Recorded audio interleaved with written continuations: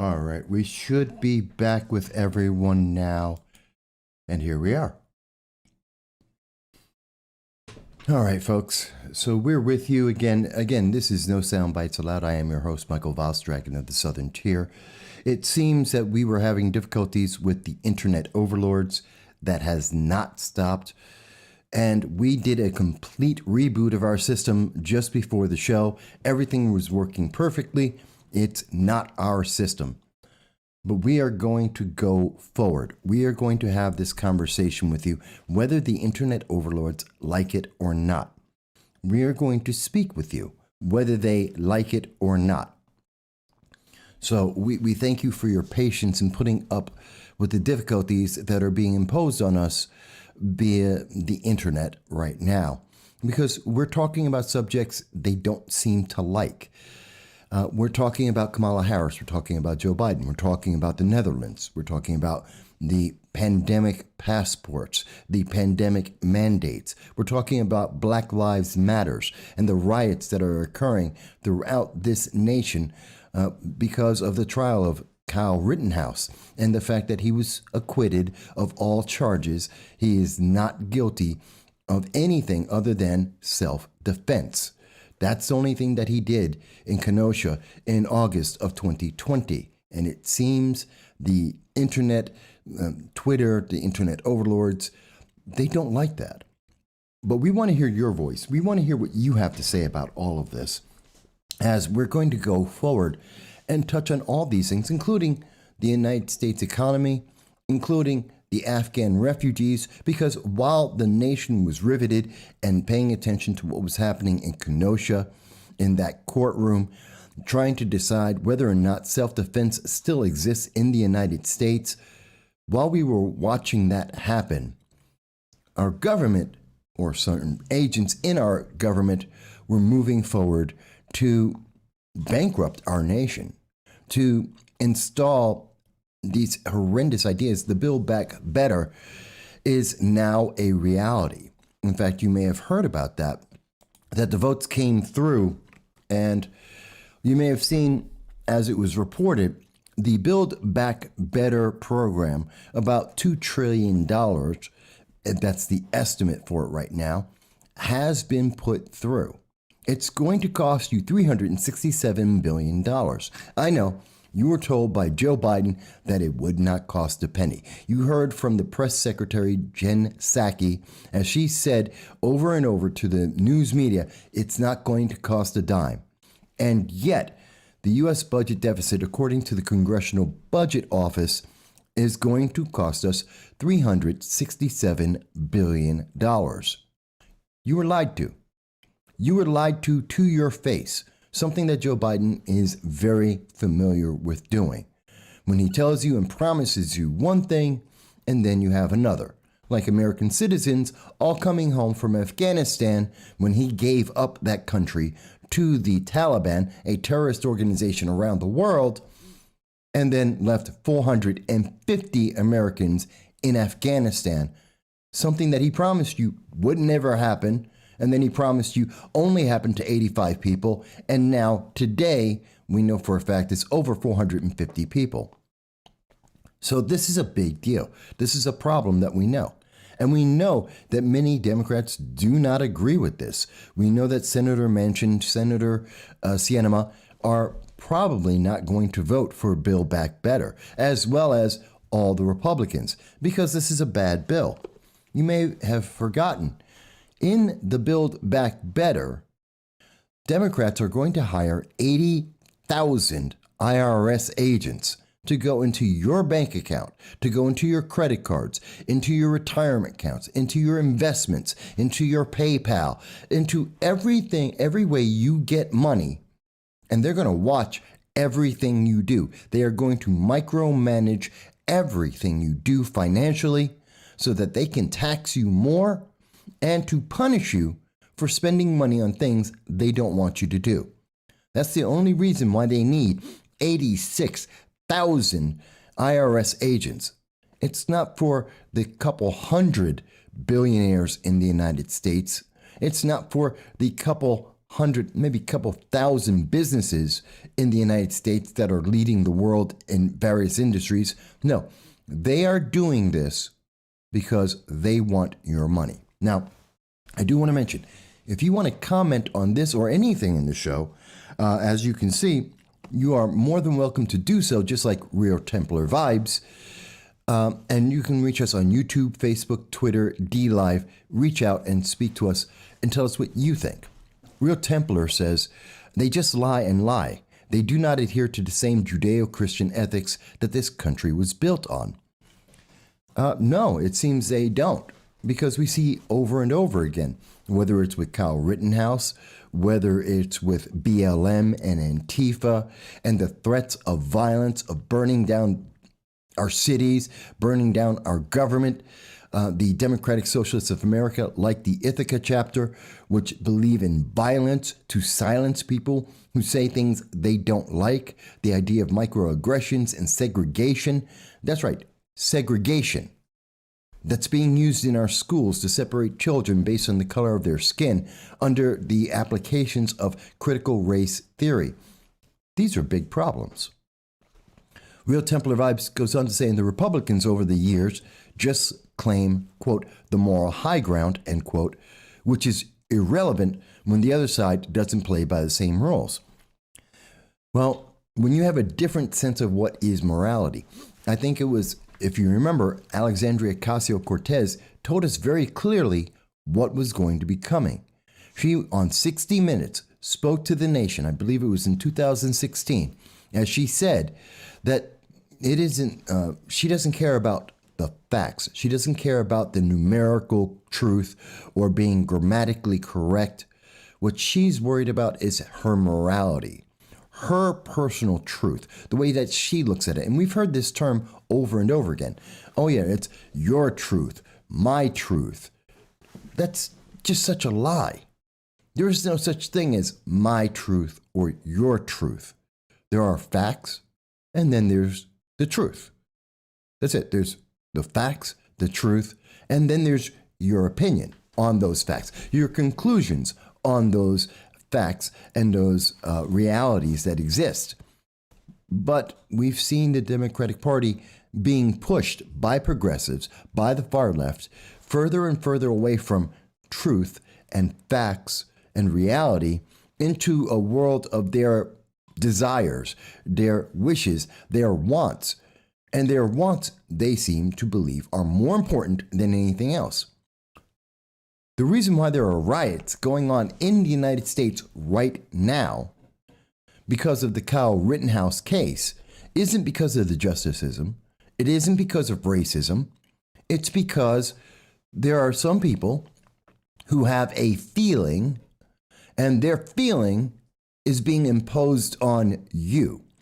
They wanted Kyle to be guilty. It justifies their worldview. It makes them feel better about themselves, and it makes them feel better about their desire for power. It is their excuse for micromanaging your life, and therefore, well, it must be correct. It has to be. He has to be guilty, because if he isn't guilty, then their worldview is changed. As Mike Bowie mentions, the truth is not subjective, and that is absolutely correct. The truth is never subjective. Our opinions are, our conclusions may be, but the truth is the truth. And you cannot shy away from that. You cannot hide from that. And at the end of the day, no matter what you subjectively may believe, you will always come back to the truth. Every time. It cannot be avoided because it is the truth. John Cordisco mentions, remember, it's their truth. Hey, John.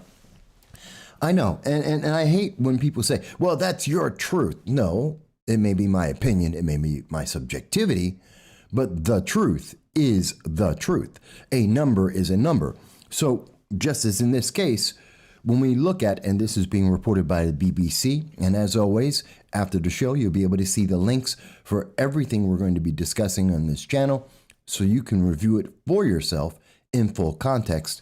But as you can see, when we were given the subjective truth, when we were given Biden's truth about the Build Back Better. It's not going to cost you anything. There's going to be no cost to you. There's a cost of $367 billion. So his subjective feeling that it's really not going to cost anything. We're spending $2 trillion. What is $367 billion when you're spending $2 trillion? When we have $31 trillion in debt in this nation? It's a pittance. It's nothing. It's less than 1% of the total cost. It's not a big deal. Except that's not true. Because while that may be subjectively what they feel, that's not the reality, nor will the consequences from that be subjective. They will be reality. Like the 6.2% inflation, a 31-year high, what many believe is going to be the precursor to return to stagflation, something that the United States has not seen since the 1970s, long before most of the democratic socialists in this nation were born. AOC didn't exist. Andrew Yang did not exist when we were going through stagflation because of the bad democratic policies on fiscal policies and the economics of the United States and the world. Real Templar mentions that the Democrats have embraced the socialist far left, while Republicans have largely shunned the staunch conservatives and libertarians. It does feel like this is starting to change. And hey, Bellin, I didn't know, Bellin, you're in New Mexico. I'm glad to see you. Hello, D-Don. Also good to see you. And Real Templar, I agree with you that we are seeing a change. And I do see that many in the Republican Party they're not just bending, they're falling over to try and appease the far left. And I don't know why. Obviously, we know the far left is very loud. They have control of a large amount of the internet and the news media and social media. We know this. We know that they control Twitter and Facebook. Many of the internet overlords are the far left. And they isolate and they obstruct anyone who wants to say something else, who present any facts that they don't agree with. We've seen that. We've seen it over and over again, whether it's in India, where the Congress of India was being blocked by Twitter from speaking to the public, or even here in the United States, where 800,000 conservatives and libertarians and independents, including members of the United States government, were blocked because of algorithms that were accidentally created and implemented by Twitter, as Twitter has admitted in Congress several times, as they have spoken to our elected officials. So we know this is an ongoing thing, but I want to ask, when did this start? When did it become like this? Because in 53 years of life, I'm not sure that America was always like this. I don't believe our politics were always like this. This is a new thing. The world is crumbling. That is a fact. But is it crumbling because it's always been falling apart? Or is it a very recent thing? And I would say it's something recent. You may disagree. You may feel it's always been like this. I want to hear what you have to say about that. John mentions, I use this line often. You are entitled to your opinion, but not entitled to your own facts. And I agree with that. And that's why, and if that were something that was widely understood, we wouldn't have many of the problems we have right now. Whether that's with the Rittenhouse case, or whether it's with the finances of our nation, whether it's with the vaccine passports, the vaccine mandates, whether it's BLM, these things wouldn't exist. I truly believe that. Now, you may say, Mike, well, you're being naive. That's not true. They were always going to be problems. We've always been on this path. I don't think we always have been. I think many people are trying to rewrite history now, not only in the United States, but in the United Kingdom, in France, in Germany, Australia, Canada. They're rewriting history. They are literally editing not only what we can say, like in Bill C-16 out of Canada, like in the various states, like in Virginia, where we see that various counties have instituted terms that you cannot say to protect special interest groups, but it's silencing your voice. And that is a problem.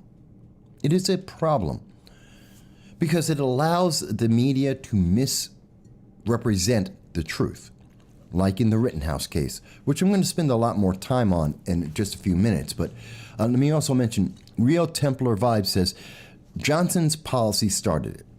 It feels to me as we are witnessing the end of the plan, not the beginning.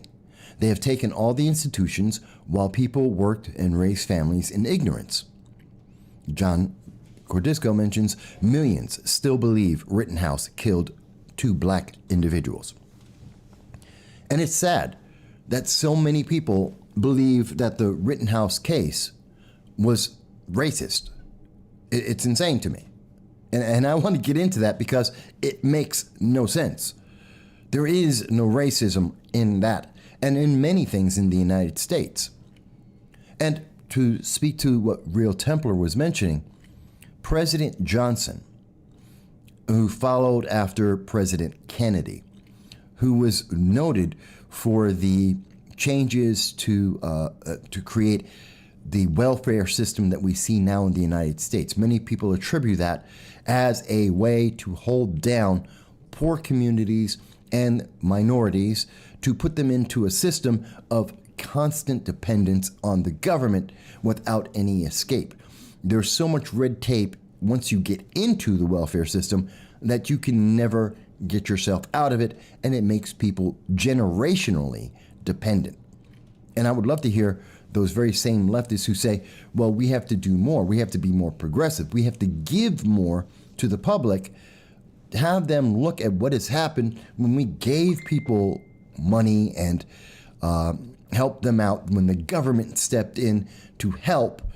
And we've seen generational bias and poverty because of that help that the government has put in place, making people dependent on a very small group of politicians that they have to keep electing, that have to keep promising more and more without ever giving anything back, without actually helping the people. I mean, we've spent over $23 trillion since President Johnson instituted welfare, and to help the minorities in America. And poverty is at the same percentage as it was back in the 1960s. But the number of people that are being affected, and here's the trick that the news media wants to use. Well, the program is helping to keep poverty at the same level. It's the same percentage. About 15% of America, almost 16% of America are in poverty. Except today, there's 330 million Americans in the United States. Back in the 1960s, there were a little over 120 million. We have more than doubled the population. That 15% of 330 million that are in poverty today is more than double the number that were in poverty in the 1960s. So when we say that the effort to create welfare and to have the government step in and micromanage people's lives, giving them money as long as they submit to the government, that's not saying, oh, well, we've kept things even. No one's gotten worse off. That is a lie. We have doubled the number of people who are dependent on the government and cannot live without it. And that is troubling. That is crazy. And that's the difference. That's why you hear about the percentage and not the number of people. Because if you heard about the number of people, you would realize poverty has increased in the United States, even as Democrats promise more and more, even as progressives create more and more entitlement programs, and they don't work. Now, let me get back to, I want to get to some of the comments. John Cordisco says, the Museum of Natural History is pulling down Roosevelt's statue. Again, we're destroying history. Why? Why would we take down Frederick Douglass's statue? Why are we taking down Roosevelt's statue? Why are we destroying the past as people are trying to put up statues of criminals like George Floyd and honoring him? I mean, George Floyd is nearly a saint to some of the progressives we see in America at this time and around the world. And that doesn't make any sense. Why are we elevating criminals like in the Rittenhouse case, where we saw individuals like Joseph Rosenbaum, who is a 5-time child molester and definitely a mentally deranged individual who was killed because of his aggression, his attempt to kill someone. We saw Anthony Huber, a man who has been convicted of domestic abuse. Domestic abuse, something that the left is supposed to be against. And the Me Too movement, he was a bad man who did bad things, who tried to kill a man with a skateboard, which is a weapon, a big hunk of wood. It might as well have been a club. It's the same thing. And another man, Gage Grosskreutz, who literally had a gun, pointed it at a young man's head as he was sitting on the ground, and he got shot for it. And we hear from the left that he is supposed to be a saint, a wonderful man who had an illegal firearm in his possession, who actively chased someone down and tried to kill them. This is the difference, because in the 1970s, the 1980s, the 1990s, none of these things would happen. And what caused that? John Kondisco correctly mentions that in the 1940s and even in the 1960s, somewhere around 70% of black families were a 2-parent household. In 2021, that's down to 21%. And that's also affecting the white population as well.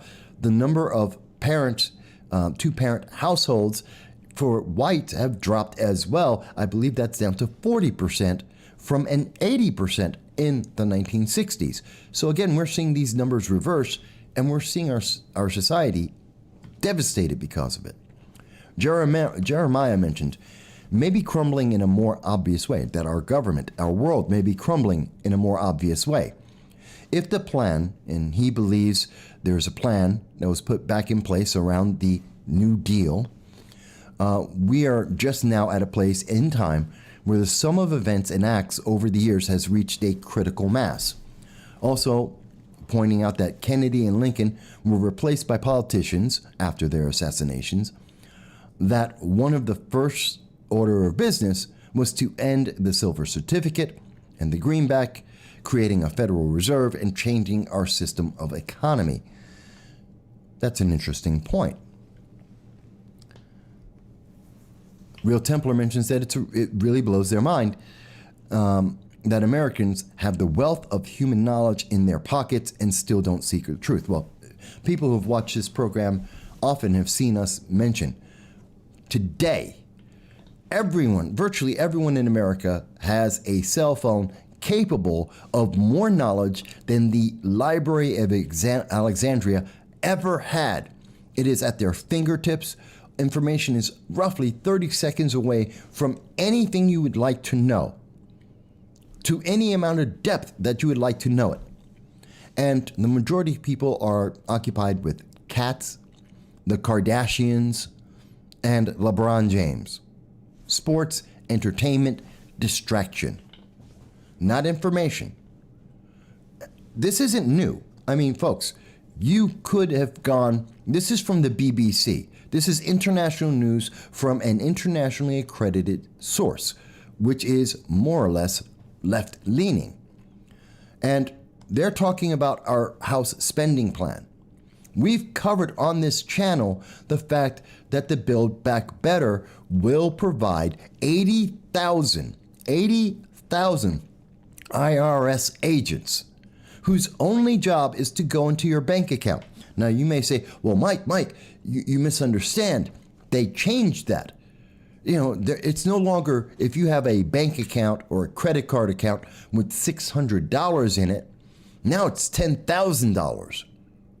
And on this channel, we went over with you that is a lie, because that's literally the same thing they were talking about before. It is such a difference. Almost every account, 80% of all accounts in America, whether it's a bank account, credit card, whether it's your internet, whether it's a Venmo or a PayPal, almost every one of these accounts has money coming in and out that equals $10,000. It's very hard not to have an account that equals $10,000 in money coming into it and money going out of it. Whether that's you sending a $100 gift to one of your kids for their birthday, or you're a friend lends you money to replace your tires on your car, or any other emergency in your life, even just buying food, you're going to spend over $10,000. You're going to spend, the average person in America spends over $7,600 a year in food alone. And on that basis, that's just spending for your food. And that almost qualifies you for the IRS to go into every bank account you have, every credit card you have, every account where you have money, to watch everything you do, to tax you on every transaction you do, and to punish you if you're spending money in a way they don't like, as we have seen happen in 2015 with Lois Lerner in the IRS, as they punished conservatives and libertarians for not being democratic and progressive. That is a fact. It is one of the many scandals that occurred in the Obama administration with Joe Biden as vice president that the nation remembered we've forgotten at this time, but that's exactly what they were trying to do then, and it's what they're doing now. And you may tell me, Mike, I disagree. I think you're wrong. It's absolutely not true. You may say that. Please tell me why. Because I'm giving you points of fact. Your 30 seconds on the internet, and you will find I am not lying to you. Lois Lerner, the IRS scandal, the Build Back Better, the IRS 80,000 agents, $10,000, how much money you spend on food. Yes, this is all true. And yes, this is all negative to you. And the world is crumbling. It's helping to destroy our nation, destroying at the very least our confidence in our politicians and in our news media, because they're telling us, no, it's all perfectly fine. Don't worry. It's going to be $10,000, not $600. $10,000 in a year, not $600 in a year of money going in and out of your account, which is the same thing. They still have access. And the news media is going, see, it's completely different now. Yes, they may have access, but it's for a completely different reason. Don't worry, they're going after the rich people, even though they need 80,000 people to go into every one of your accounts. They don't need 80,000 people to go after the rich. They need 80,000 IRS agents on top of the agents they have already, the tens of thousands of members of the IRS, because they want to watch you, not the rich, you. They want to tax you, not the rich, you. Let me get back to some of the comments here. Real Templar mentions that it really blows my mind. Okay, they were talking about the what we just mentioned about the Library of Alexandria that we each and every one of us have in our cell phones every day. John Cordisco mentions, considering Rittenhouse's age of 17, he showed incredible restraint. An NRA observer called Rittenhouse's gun etiquette, aka safety, very high. Well, it's incredible discipline. As a Marine, someone who's been trained to use an M16, I've fired other firearms as well. Under those conditions, which are as close to an active conflict, a war zone that the United States has really seen. We had cities, arson, burning down, gunfire randomly throughout the entire city, mobs of individuals chasing one person. That's high stress. And he was struck, and he was knocked down, and he was running away. He was out of breath, and yet he didn't fire indiscriminately. I know the news media want people to think, well, he was after black people. He didn't shoot any black people. He shot 3 white criminals. Oh, he was an active shooter who didn't shoot any of the dozens, if not, well, actually dozens of individuals that were surrounding him at any moment as they screamed to get him, as they screamed to attack him, as they were throwing rocks and trying to hit him with bricks and with skateboards. He didn't attack anyone who wasn't first attacking him. And only when he was cornered or when he was knocked down. That's incredible discipline. Because I can tell you, if I were in that same situation, I'd have shot more people. And that doesn't mean I'm racist. It means that in that situation, in that stress, and under that justification of being attacked, of imminent threat of my life, being surrounded, yes, I would have shot more people. And I believe it would have been justified. But we know for a fact Kyle was justified by law on every single charge. And anyone who actually watched the Rittenhouse trial, not the news media recap, the actual trial, looked at the evidence as it was presented by the prosecutor, as it was discussed by the defense, every single witness was innocent. All right, folks. Whoop. Hello, and thank you for calling into the program. This is No Soundbites Allowed, and I'm your host, Michael Voss. Who's speaking? Hi, this is Hal Stewart. Hal, thank you. Oh, folks, as you may have seen in the description, I had mentioned that we would have a congressional candidate that would be calling into the program, and we do have that candidate now with us. It's Mr. Hal Stewart. We've interviewed him on this program before. He's running for the New York 22nd District. That is still correct, is it? Yeah, it's still the 22nd district right now. Still standing by, waiting to see how the Democrats cut the state up. Well, I pretty much have made my guess from back in 2016. You'll still be in the 22nd district. You won't have the southern tier anymore. But Hal, you wanted to call in. I know you had mentioned to me that you had some thoughts about the Rittenhouse case and how that affects the Second Amendment, self-defense, and the nation overall. Please tell us what you think. Yeah, I got a lot of thoughts, to be quite honest. The most striking part of this entire case to me is, for the most part, the self-defense is being ignored. And this is for the most part, and it's more a continuation of this tribalism, of this left versus right, our side versus their side, and that's how people see this. You don't really see anybody during the protest talk about what I think is maybe the bigger issue is our self-defense laws, when you can use self-defense and so on. When you hear, Kamala Harris talking about racism, which I'm like you, I don't fully understand that. I see some connection, poorly, but poorly connected. But then on the right, I see everybody is salivating. Nobody is talking about Kyle. We're talking about a 17-year-old kid. Yeah. Who has now killed 2 people. And, people talked about his behavior afterwards. He's at the bar with the shirt that, said free as, if you saw it. Well, to put that into full context, because many people don't know this, the news media wasn't reporting this properly. That was an event set up by his then attorneys and they were trying to raise money and told Kyle to be at the event. He was not aware of what group was going to be there, nor the way they were looking to promote it.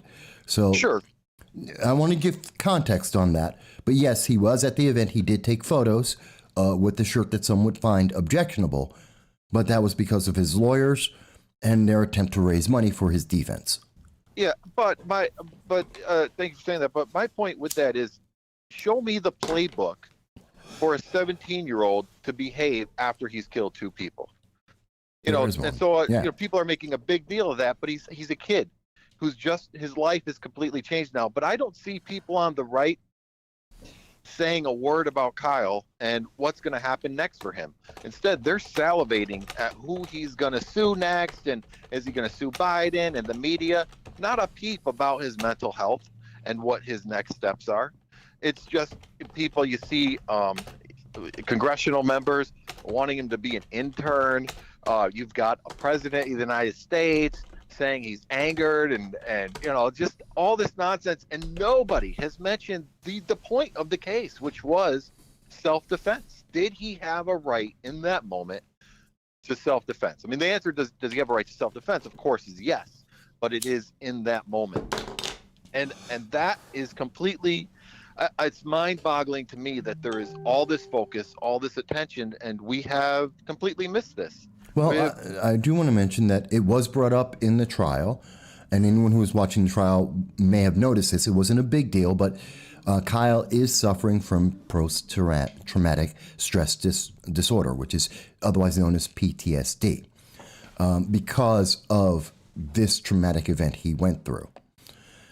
But let me ask you, perhaps part of the reason why we have people who are trying to offer him internships in Congress, why they are so encouraging in him trying to sue for defamation from President Joe Biden and the news media, is because it is a counterweight to what we see in the news media right now. We see in the left-leaning circles where we're being told, well, you have to hate him because he has to be a racist, and anyone who agrees with his self-defense must be racist as well. Isn't that a counter reaction saying, no, not only are we not racist, we want to celebrate someone who did what we all could have done in that same situation? Yes, I think it's a counter reaction, counterbalance to what when you see a lot of the congressional members that are upset with the decision, talking about racism. I think it is a counter reaction to that, but I think neither of those have anything to actually do with Kyle, but just to elevate themselves, just to pat themselves on the back.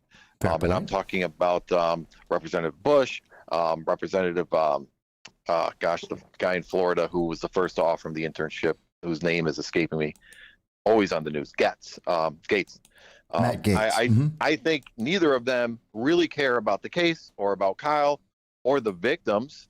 If you want to call them that, I'm using that term. Don't attack me. I'm just using that term so we know who I'm talking about.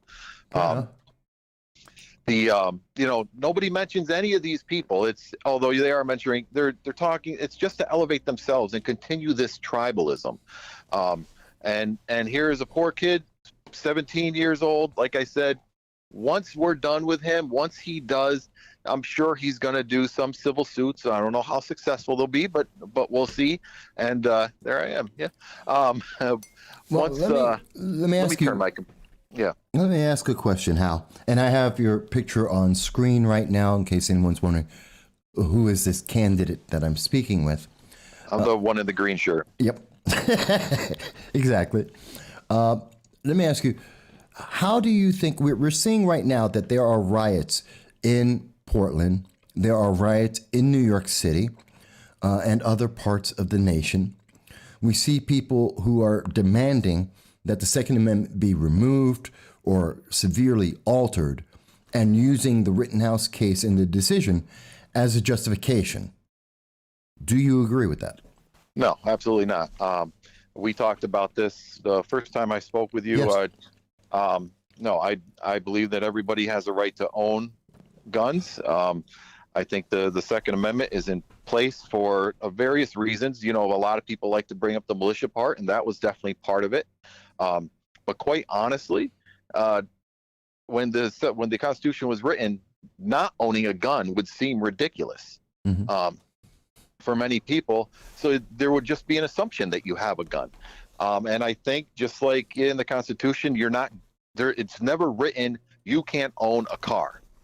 So the government can't take away your right to have a car because the Ninth Amendment protects that. And I think the second is backed up by the Ninth. And I think it's insane to think we should take away guns from people and that people shouldn't have guns to protect themselves, to hunt, and whatever the need is. So the short answer, though, is absolutely not. I think no. Taking away the Second Amendment. Having a full answer is important right now because we do see people, and let me ask you, because I have an opinion. I have the opinion that there is no way you can connect racism to what happened with Kenosha and Kyle Rittenhouse. Obviously, the major news media, the far left disagree. Let me ask you, Hal. Do you believe, or do you see, because I could be missing it, is there a connection between racism and the idea that America is intrinsically racist, our justice system, and Kyle Rittenhouse's verdict? No. However, I will hedge that a little bit and say that I do see a case, an argument to be made if Kyle Rittenhouse were black, that the outcome would be different. I would say if Kyle Rittenhouse were black and the scenario was changed, the outcome would be different. If everything was exactly the same, but Kyle Rittenhouse is black, I don't think he would be found guilty. I think it would be self-defense. Right. I think you insert anyone, a woman, an Asian. Yeah, whatever anyone, it is. You put them in that same situation on those same circumstances, self-defense remains the same. I'll ask, if you don't mind, I'll Sure. ask you this. Sure. Because I asked this question on Twitter today just to kind of get a sense of the results, or just to see how people felt. Gage, I'm going to get this name wrong, I'm sure. Gage Grosskreutz. Yeah, it's a hard name. Had he, now I'll tell you, when you pull a gun, you got to do it and you got to mean it, but he didn't. But if he had pulled his gun and shot and killed Kyle Rittenhouse, would he have been justified? Would that have been self-defense? No. And I'll explain why. And I can tell you why. Sure. Because there's a very clear differentiation between Gage Grosskreutz and Kyle. Kyle is retreating. He's attempting to go to the police by all evidence that we can see. At the time that he was confronted with Gage, he was on the ground. He had already been attacked. He had already tried to defend himself, and this was apparent to Gage. He also had been dissuaded from continuing to come forward because Kyle had the firearm pointed at him, and when he lowered his hands and stopped threatening with the firearm, Kyle did not shoot. It was only when he re-engaged and then pointed the gun at Kyle's head that Kyle fired. And also of importance is to understand, and the video evidence and the testimony of Gage Grosskreutz made it very clear in the courtroom, he chose to chase after Kyle without any information to confirm or understand what was going on. He purposefully chased after Kyle had passed him by without incident, pulled his firearm for no reason that he had discernibly. He was not in danger of his life. So he consciously made a decision to become an aggressor. And at that moment, when he decided to pull his gun and to chase after Kyle had already passed him and already said that he was going to the police, he then lost any claim for self-defense because he became an aggressor. See, I tend to think, we'll never know, of course, this is all hypothetical. To an extent. I'm quoting evidence that was put into the trial. Yeah, I think if he had shot Kyle and killed Kyle, that he would have been able to claim self-defense. He could have easily said, look, this guy thought he was an active shooter. How many countless, mass homicides have we seen? I thought we were in the middle of another one. I thought he was going to continue to kill more people. So I ended the threat. Well, then now there's no Kyle. There's no Kyle to defend himself. We just have to take his word for it. I think he would have been able to walk scot-free on the basis of defense. See, You have to understand what his mindset would have been, and this is, Well, I understand, but let me ask you a question, because, and here's a very important question that's coming across America right now. Vigilantism. What is vigilantism? Because most people, when they think of a vigilante, they think of Batman. Okay, and which is comic books, completely wrong, has nothing to do what it truly is. Or they'll think of the movie, what is it? Death Warrant? Not Death Warrant. It's from the 70s with Charles Bronson. Oh, Death Wish. Death Wish, that's it. So they think of either the Death Wish Hollywood movies, or they're thinking of Batman, whether in the comic books or in the movies, when they think of vigilantism. But would it not be vigilantism if, when Gage Grosskreutz, without any proper information, all he has is a bunch of people shouting, "Get him." That's all he knows. And he also knows that when he walked up to Kyle didn't shoot him, even though he's armed, and he could have. He's not shooting people around him, although he could have, but he wasn't attempting to do that. All he knows is people are saying, "Get him, get him." He pulls out a gun and he aggressively goes after him. And let's assume that you're right. In that moment, he believes Kyle committed a crime. Is he justified in saying, or is anyone in that kind of situation justified in going, without any other evidence other than a crowd saying, "Get him, he committed a crime"? Are you then justified to use deadly force against someone who is not exhibiting any deadly force in front of you? You have no information of that. So that is why I think, and this, I'm glad you brought that, you said that, you set the example and you said the things you said, because this is what I think we've missed, is that our laws of self-defense are very ambiguous and not always necessarily clear, because in the cases we've seen, we would have to acquit him, because he'd be the only, we wouldn't have Kyle to cross-examine. We could only go by what his mind was. And did he really believe his life was in danger? And again, of course, it's not just self-defense. You can defend others. You don't have to. That's correct. Yes. You can pull out your gun and shoot somebody if you think they're going to, kill somebody else. So and that I think we have greatly missed the real crux of this case, which I believe is self-defense. When can it be used? When can it be used? We've got a big case now down in Georgia that is going on. Ahmaud Arbery? Yeah. And I'll be quite curious. I think my personal belief is that they'll walk. They'll be found not guilty by reasons of self-defense. Well, that's also a very, very tricky case. Yeah. Because there's pre-existing problems there for months of harassment, of breaking and entering, the police identifying him as a possibly armed threat, and asking them, the police asking the public to detain him. So there's a lot more in that case. And again, it's not racial. I do not believe it's racial. Whether it's Ahmaud Arbery or Kyle Rittenhouse, race is not the factor. That's just the talking point to get eyeballs on the news media, I think. Yeah, I think, but I personally think, no, those guys cannot claim self-defense. They put themselves in this situation.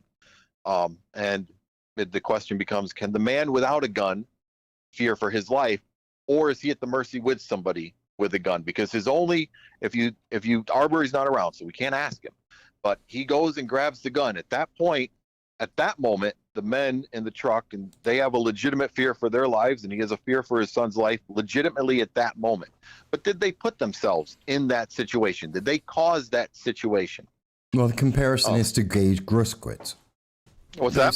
It's going back to Gage and putting yourself again in that same situation. Correct. Yeah. Based on whose information is good enough to make you then, is it just good enough to have hearsay to use deadly force?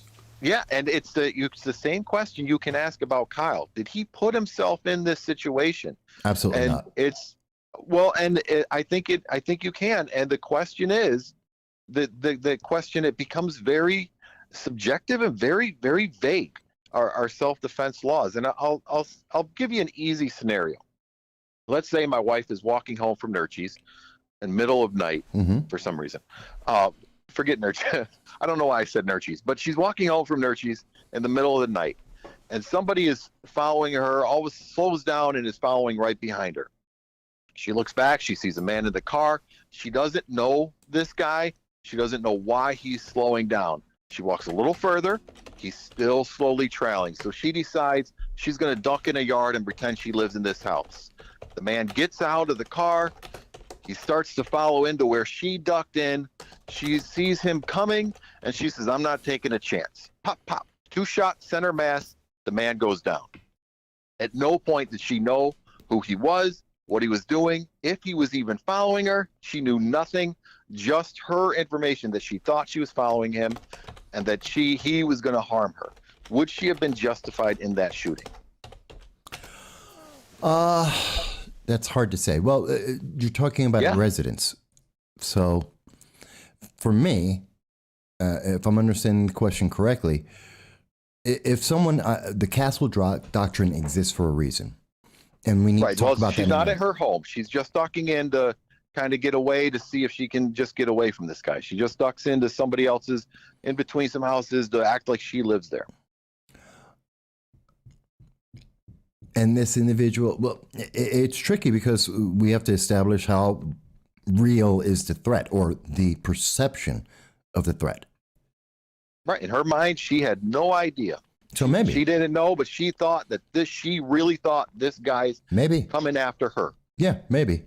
Again, now you have to go into the details and what evidence can be found. And it gets to be tricky. But let me ask you, does that mean if you were to be elected, whether to New York 22nd or whatever new title of the district would be, is this something, would you be looking to do what it seems that Kamala Harris is proposing, and I'm showing on the screen right now, from The Independent out of the United Kingdom, a quote of Kamala Harris, who has said that she believes that this trial, the Rittenhouse trial, shows that the justice system in the United States needs to be more, quote, equitable.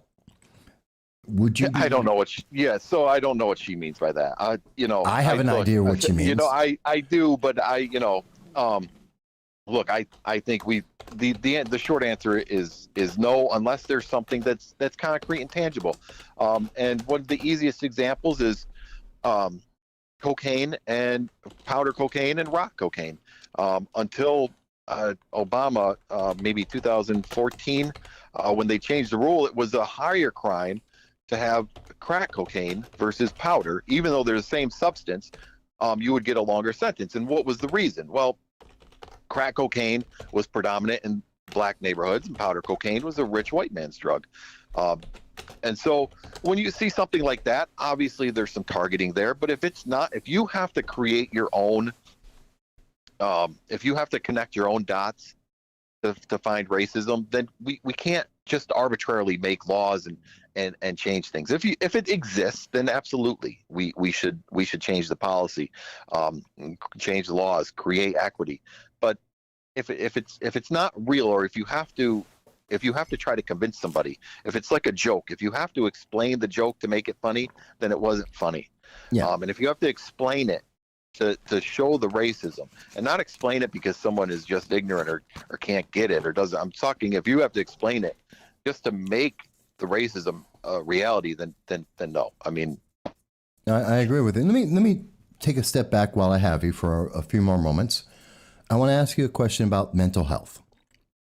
And I think this is important because we were talking about mental health, and we see in the United States a large correlation in many of the crimes in the United States of mental health and these extreme incidents. And I think the biggest part of the Rittenhouse case was the fact that Joshua Rosenbaum decided that through we know he's a mentally unstable individual, and he decided to be the aggressor.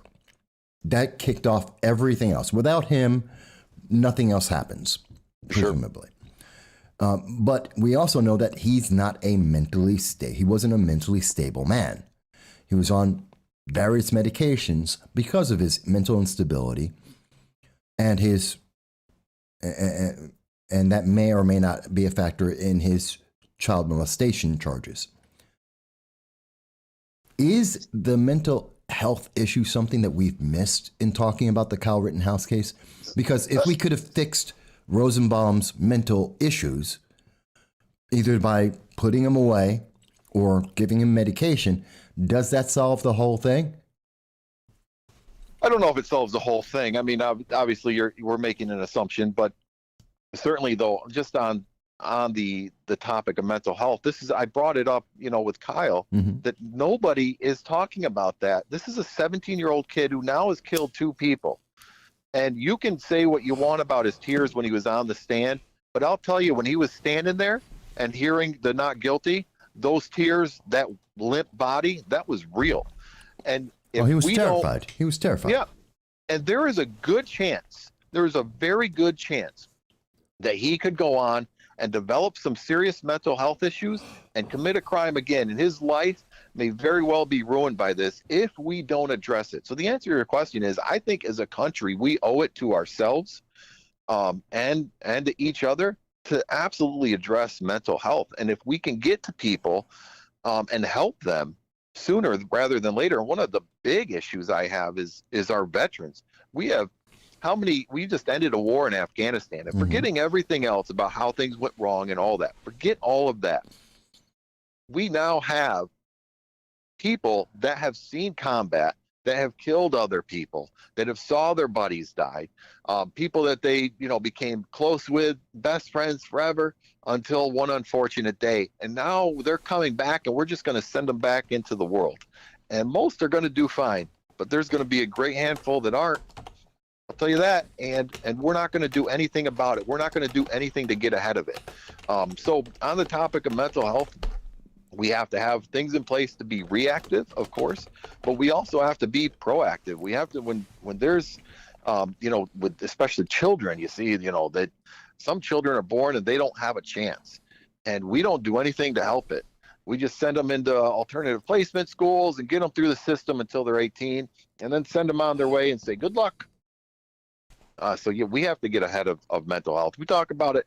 Next time there's a mass shooting, what's everybody on the left is going to say? We got to get rid of the guns. And what's everybody on the right going to say?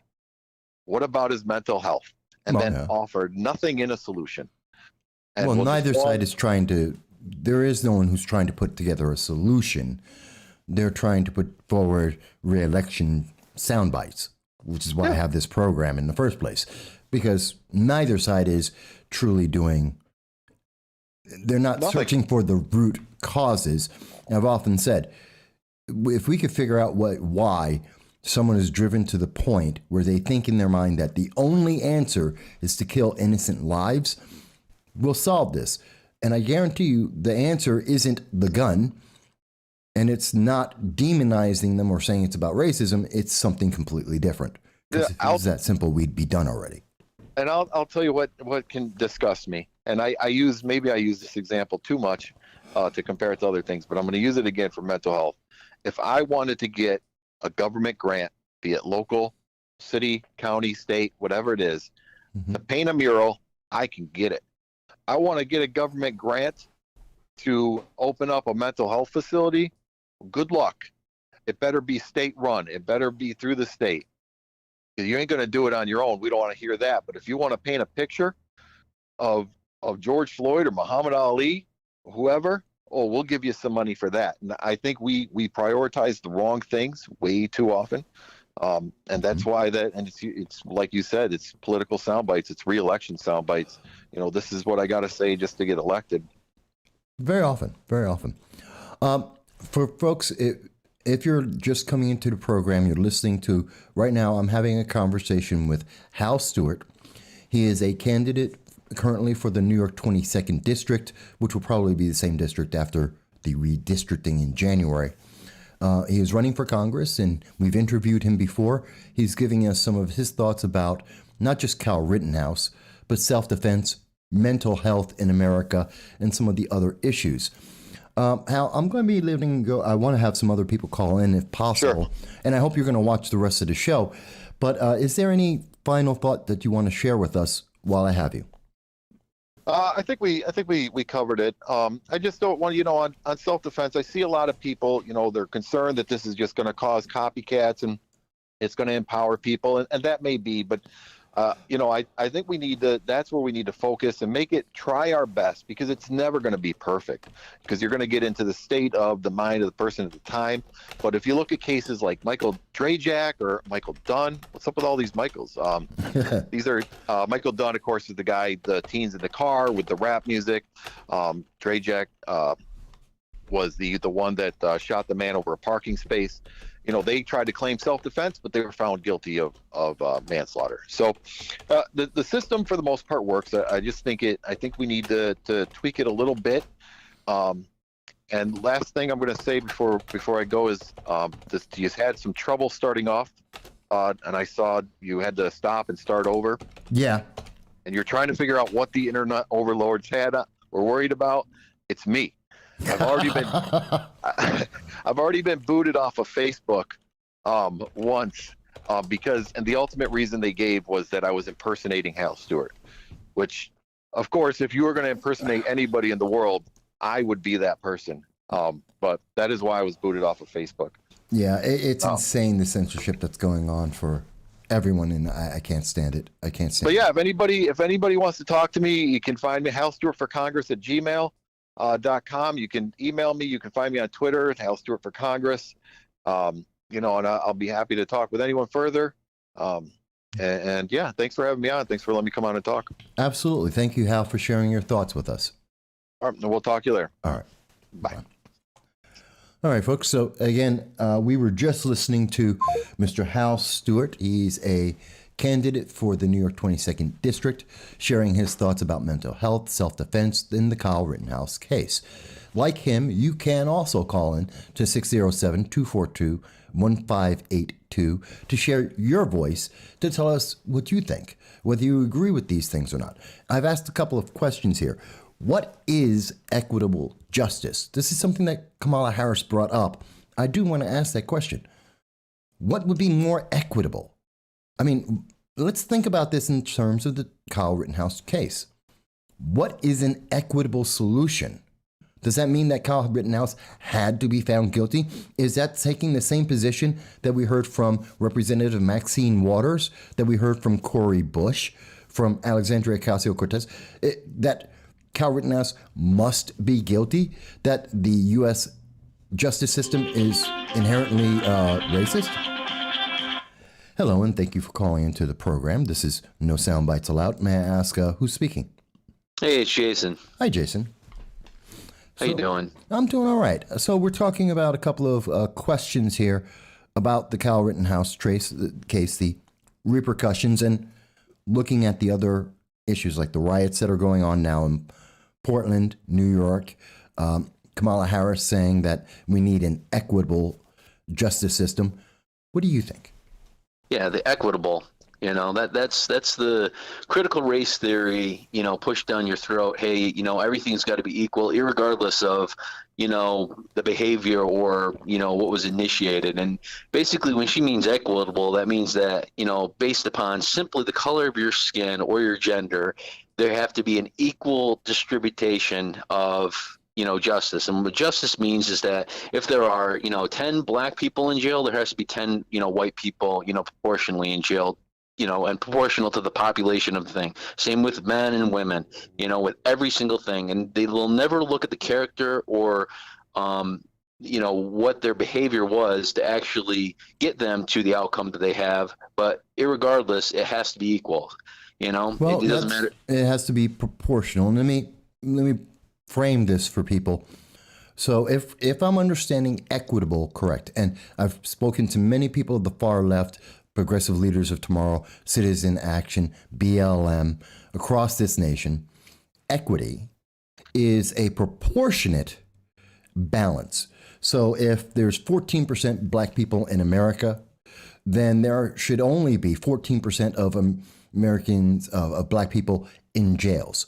There should be 14% of blacks who are and CEOs of businesses. There should be 14% of the wealth of the nation should be held by black people. And the legal system should only punish 14% of the population. That's equity. It is the equality of an outcome, not the equality of the opportunity. So if I'm understanding you correctly, Jason, you're saying that you believe Kyle Harris Kyle Rittenhouse would have to be guilty just to make up for the proportion of blacks that have been found guilty of other crimes, not the crime he actually committed. Am I understanding that right? Well, I mean, honestly, what it means is that if there aren't enough whites committing crimes and there's a more disproportional number of blacks committing crimes, then you have to let, those people get off because it's not equal. So we're not going to punish them for the crimes. We're already seeing this, though. I mean, look at San Francisco. I mean, the whole reason why they got rid of, a lot of these laws where they can, steal things up to $600 is the whole course of equity, because unfortunately the proportion of people who are committing these petty larcenies in these cities, happen to be black. And so how do you make it equitable that they're not getting arrested? Well, just change the law so they don't, there is no crime, for what they did. And that's what, she says. But, Harris is very unlikable, but she's a hypocrite because, while she was, prosecutor, I mean, she didn't give a crap. She executed, with extreme prejudice. And she honestly, just nailed, black men when it came to her prosecutorial,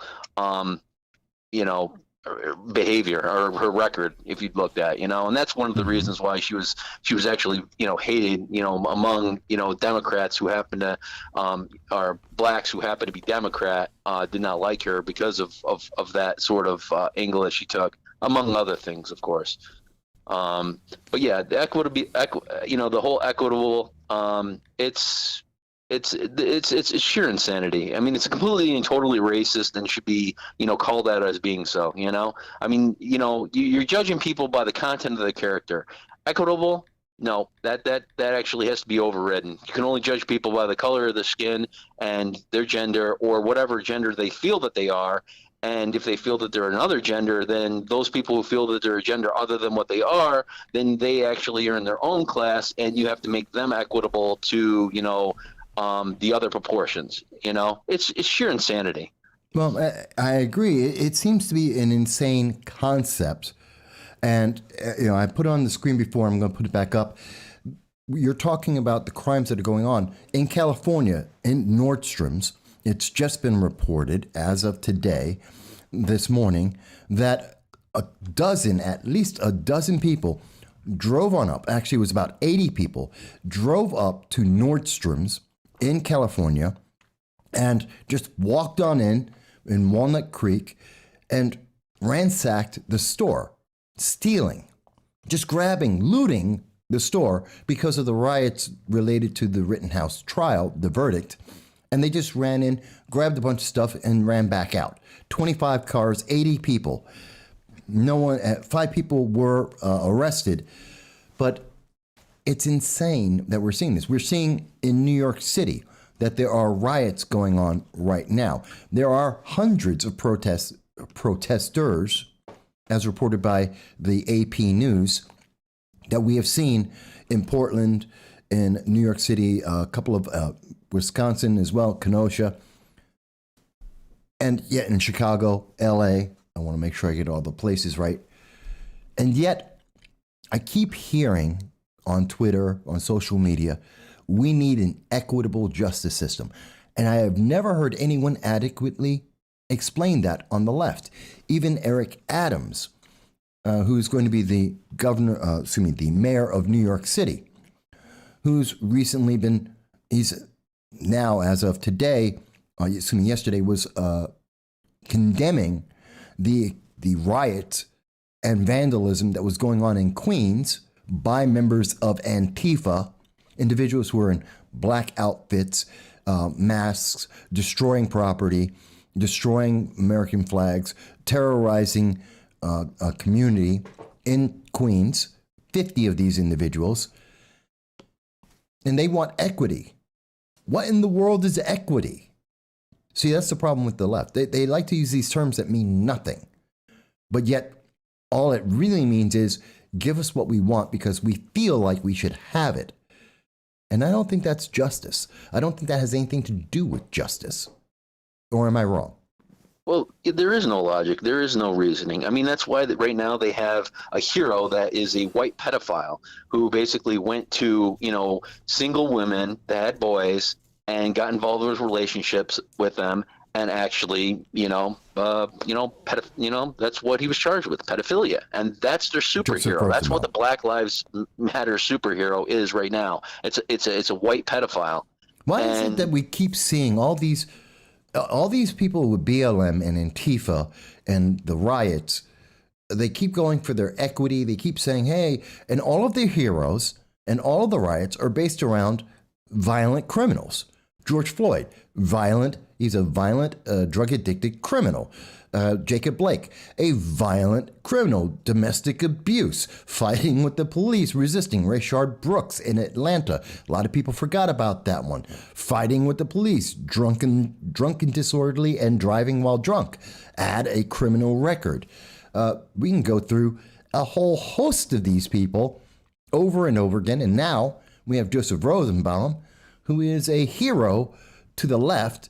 We have Pedro Pascal and what's his name, Mark Ruffalo, who are now saying, oh, I'm so sad and I miss them so much, these heroes that died. We're talking about a pedophile, a domestic abuser. Well, I don't get it. Well, see, this is another problem, too. See, a lot of people would say, well, geez, we had a pedophile. Why was he released? I mean, apparently he has a mental health problem. Then what I would have to say is, well, who's defining mental health? Because basically they're redefining what pedophilia is, and pedophilia now is not a mental health issue. If you could choose your gender, with any, and if a 5-year-old can choose his gender, then how could we, morally judge an individual, who is a grown man who wants to have sex with young, boys, well, they as that. Being morally wrong? Yeah, well, it's not morally wrong. According to some of the LGBTQ plus AA, whatever, too much of an alphabet, I don't care, that whole movement, not the people, the movement, there's a difference. The movement is saying that in that plus all-encompassing everything includes man-boy love, NAMBLA, pedophilia in general. And now they have several psychiatrists that are saying, no, it's a naturally occurring sexual preference. And if we believe in the gender identity politics, we must accept pedophilia as part of that.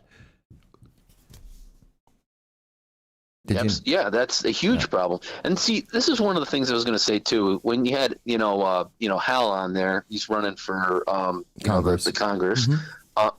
And, he was mentioning grants, from the government being put towards certain things. Well, yeah. The thing is, though, is that I already know that if there's going to be a grant for the government dealing with mental health, the solutions to problems. I mean, look at this, the Secretary of, Health there, the transvestite that was a general now and got all the, plaques on it. Transsexual. And you're talking about the... Rachel Dolan's former, she was working in Pennsylvania government and is now the Surgeon General of the United States and is an admiral, having never spent a day in the military. Yes. Right. And so my point is this, though. You're giving people, or you're giving, you're asking for grants for mental health when the solution to the problem of government is going to be given to that person to actually distribute not only the money, but also to tell you actually how mental health is supposed to be. So if somebody actually, has any sort of gender, identity issues, the solution to the problem will never be to actually embrace, what the actual gender or sex that you were born with. It will be whatever the person feels at the time that they feel it, because, you can't go against that. And that's the solution, because if you go against that, then their mental health is at jeopardy. And the jeopardy is that they do not want them to commit suicide, because automatically the solution is, you confirm the gender that they feel that they are the moment they feel it, or you basically are putting them in a circumstances where they're going to be suicidal and they will kill themselves, And, I, for one, would never want the government to actually have more money to actually, push that sort of, what they consider health. And like I said, this goes all the way through everything, though. And then, like I said, this goes back to the guy, who's a pedophile, who was shot by Rittenhouse. It's like, okay, yeah, he's got a mental health issue, but what's your solution? Just to embrace it? Well, there are those on the left, and we've seen them on Twitter. We see them on social media. We see them in the Atlantic news organization that agree with that.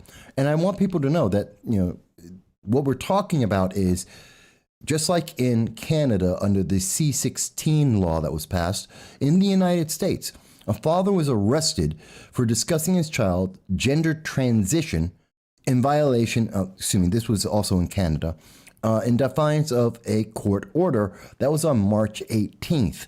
And there are many people in America that are telling us that we need to accept that.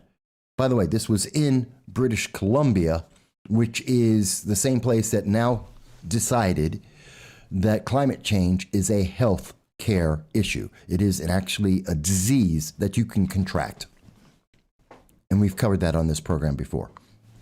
Yeah, Abigail Shire, she's actually dealt, a lot with, mental health as far as the transgender, situation goes, specifically with girls and how they are targeted, for this. And, the huge thing is, and even the Levine, or not Levine. Yeah. It's Rachel Levine. Excuse me. I said Dolan's. It's Rachel Levine. Mm-hmm.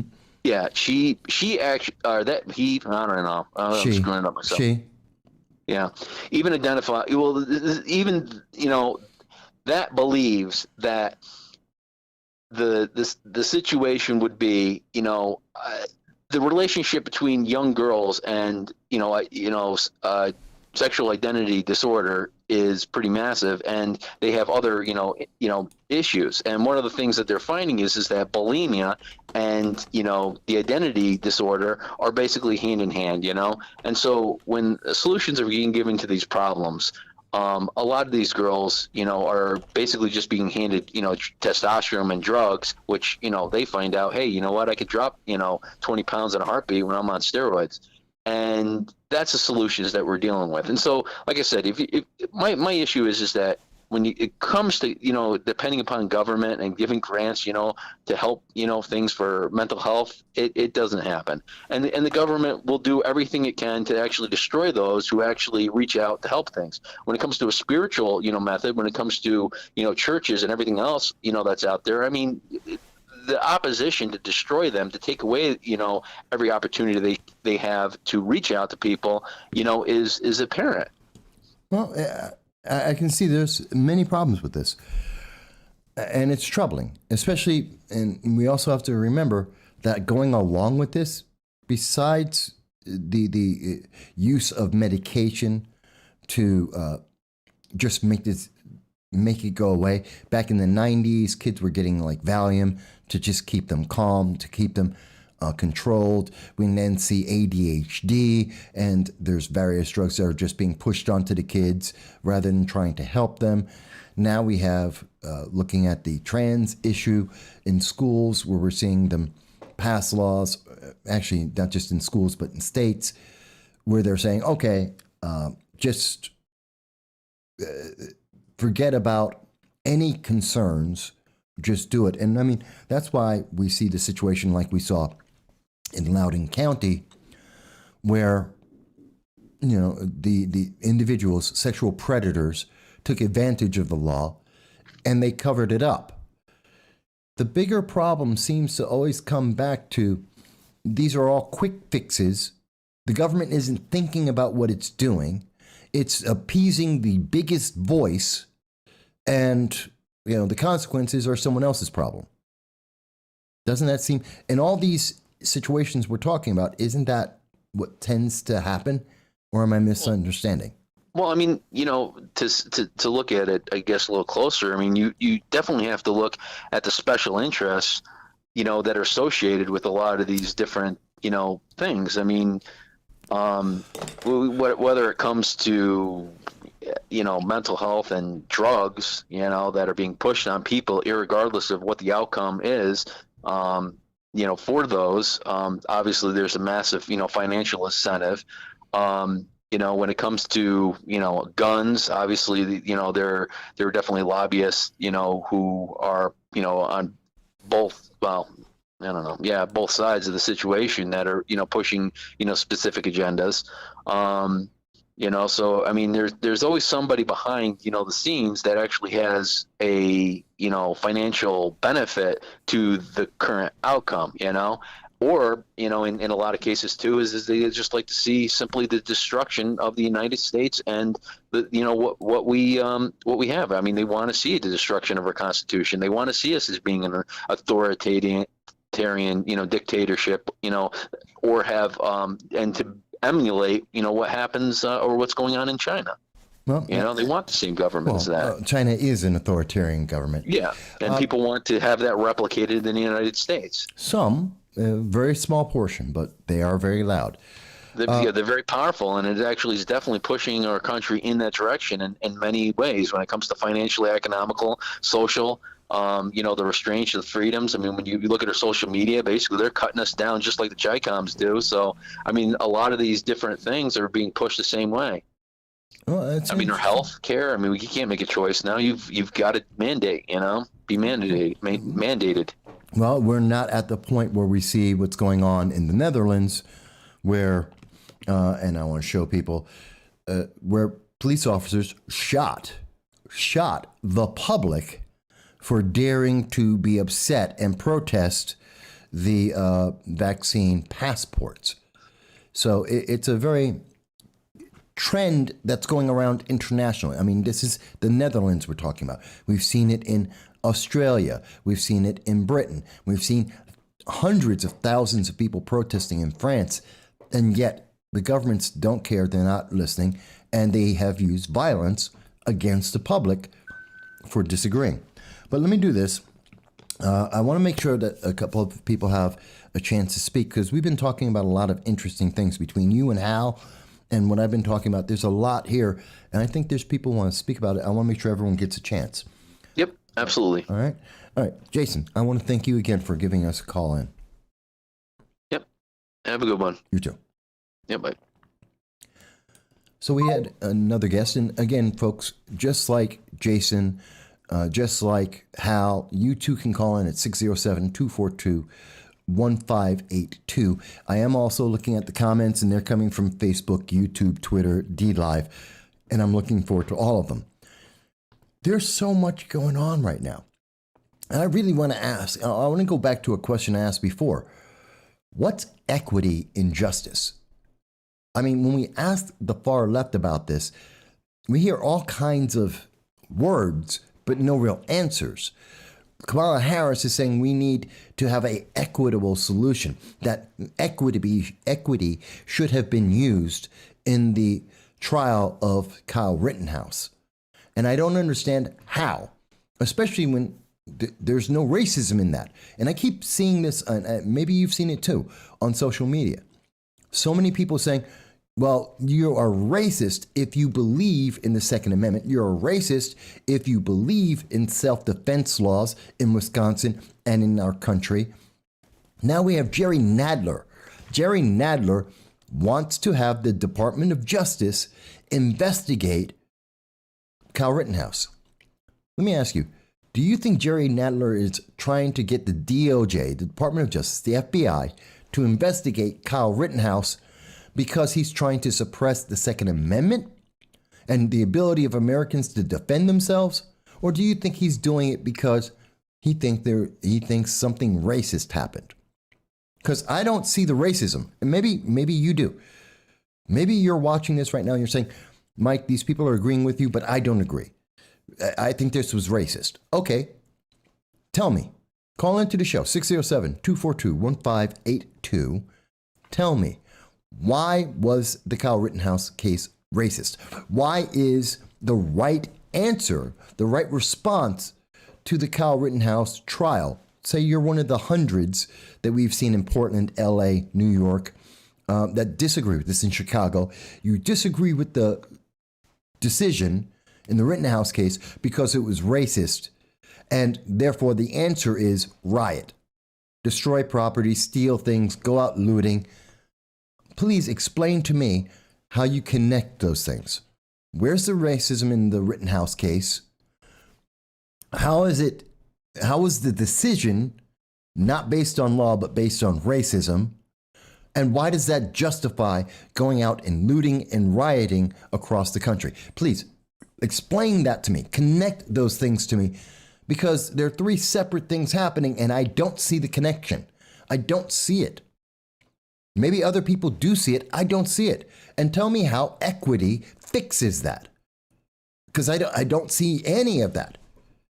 Maybe someone who's watching does. Maybe if you're a part of the left, you can explain this to me, because it doesn't make sense.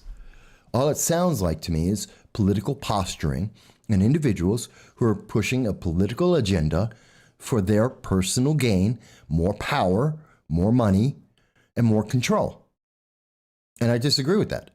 I don't care if it's coming from the left or the right. I don't agree with that. I don't believe that's the best thing for America. Hal, hey Hal, he's commenting and he mentions a better example of equity in the justice system is the Christopher Belter case. It's a hypothetical, but a black man would most certainly have seen jail time in the same situation. I don't know. I mean, let's look at Andrew Coffey. As Tina had mentioned earlier, Andrew Coffey, which is part of the Breonna Taylor case, so most people don't know it. It was connected to Breonna Taylor, where the police had a warrant to enter. They entered the home. He came out with his gun. There was an exchange of fire. Police saw him armed. Mr. Andrew Coffey saw him armed with a firearm. Police were armed as well. Shots were exchanged. Breonna Taylor died. He was justified because he stated he was not aware that the police had identified themselves, although they and other witnesses said they did. He said that he didn't hear it. And therefore, when someone broke into his house, he fired on them, thinking that his life was in danger. And considering his career, his side occupation, which was illegal, it was criminal, he had reason to believe someone would come and try and attack him. Okay.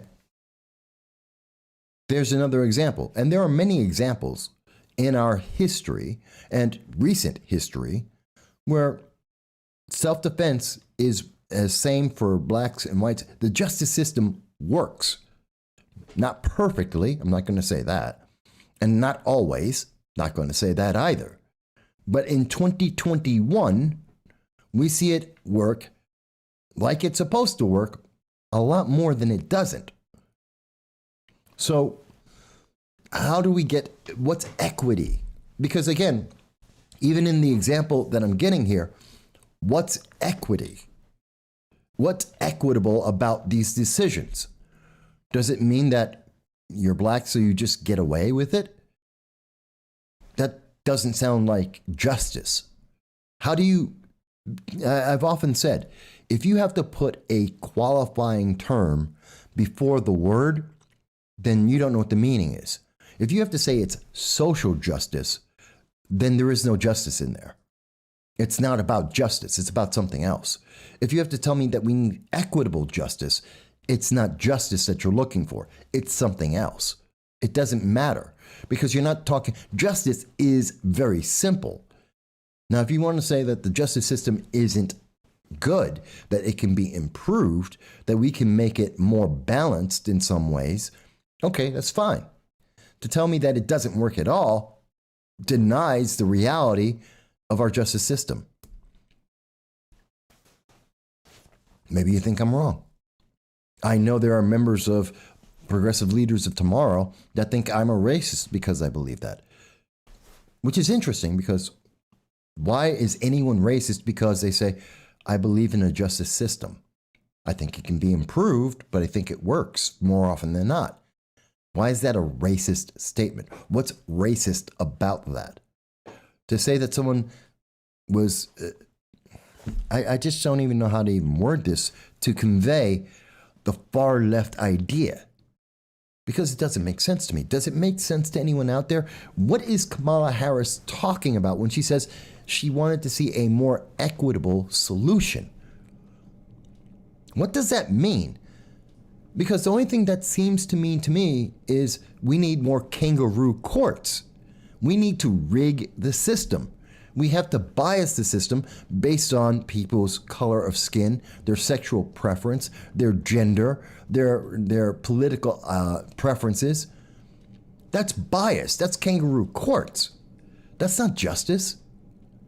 And just because the left is in charge of it doesn't make it better.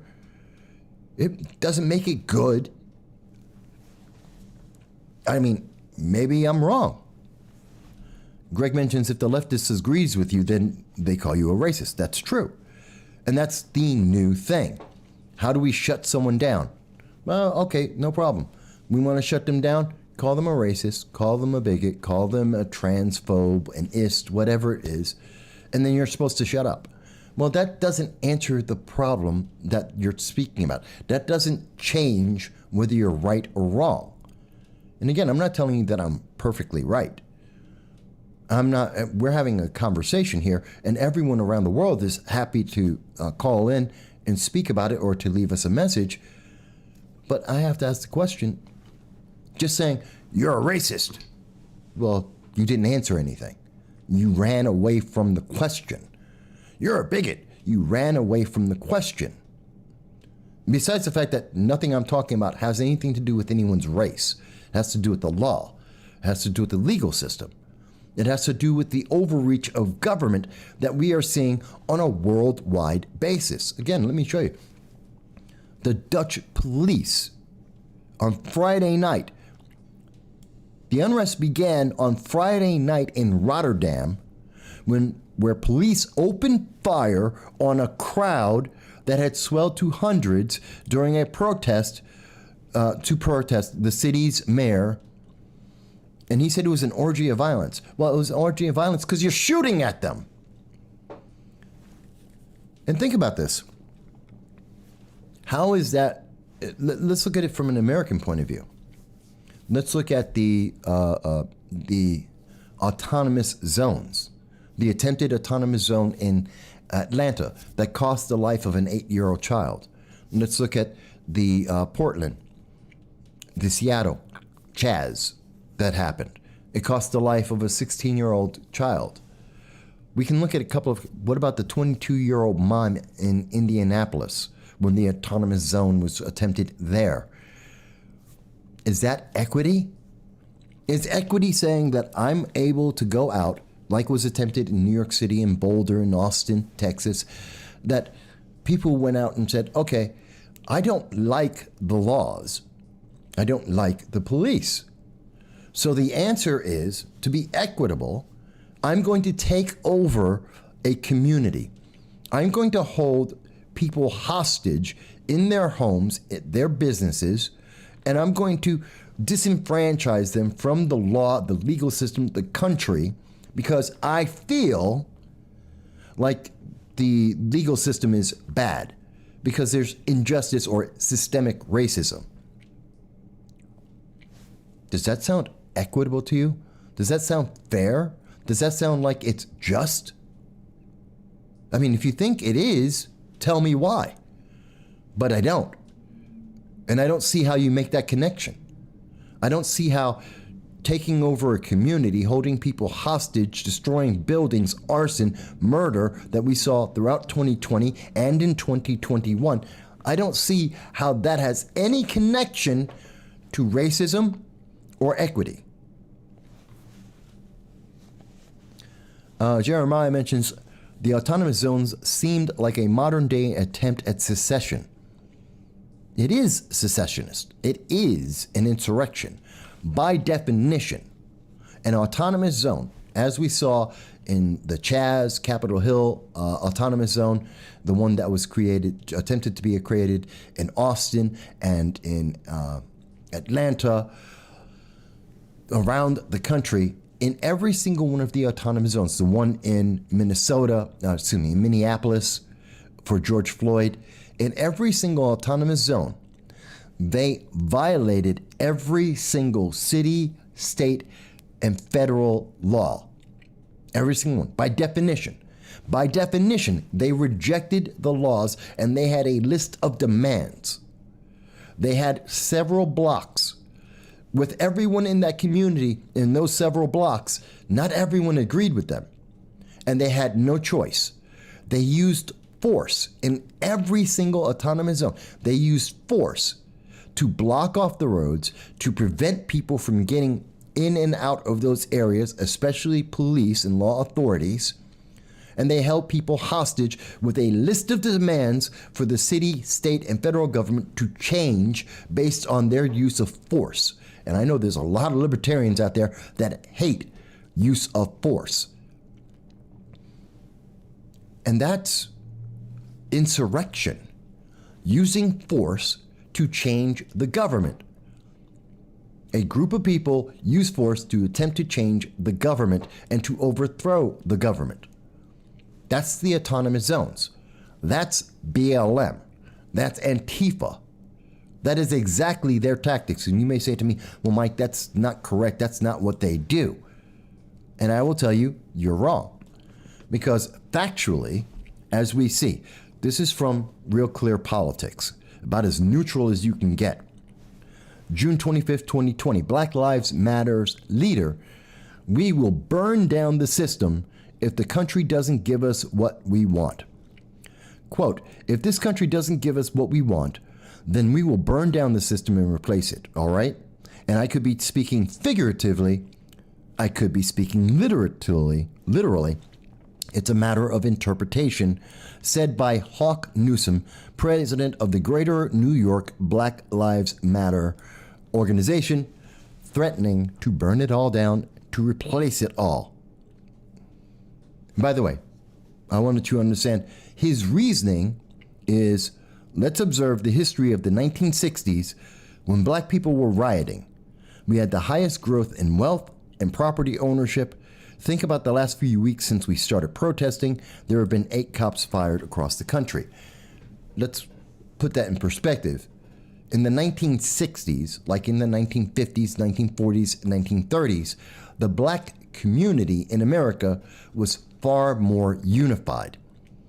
We had more families, more family units. Individuals like Martin Luther King, Malcolm X, were emphasizing the unity of the black family and the black community. And with that, you had more stability. You had more people going into the middle class, owning homes and owning businesses. That is a fact. Harlem for a long time, and many other cities did very, very well. When the riots came, they didn't make Black America or any part of America better.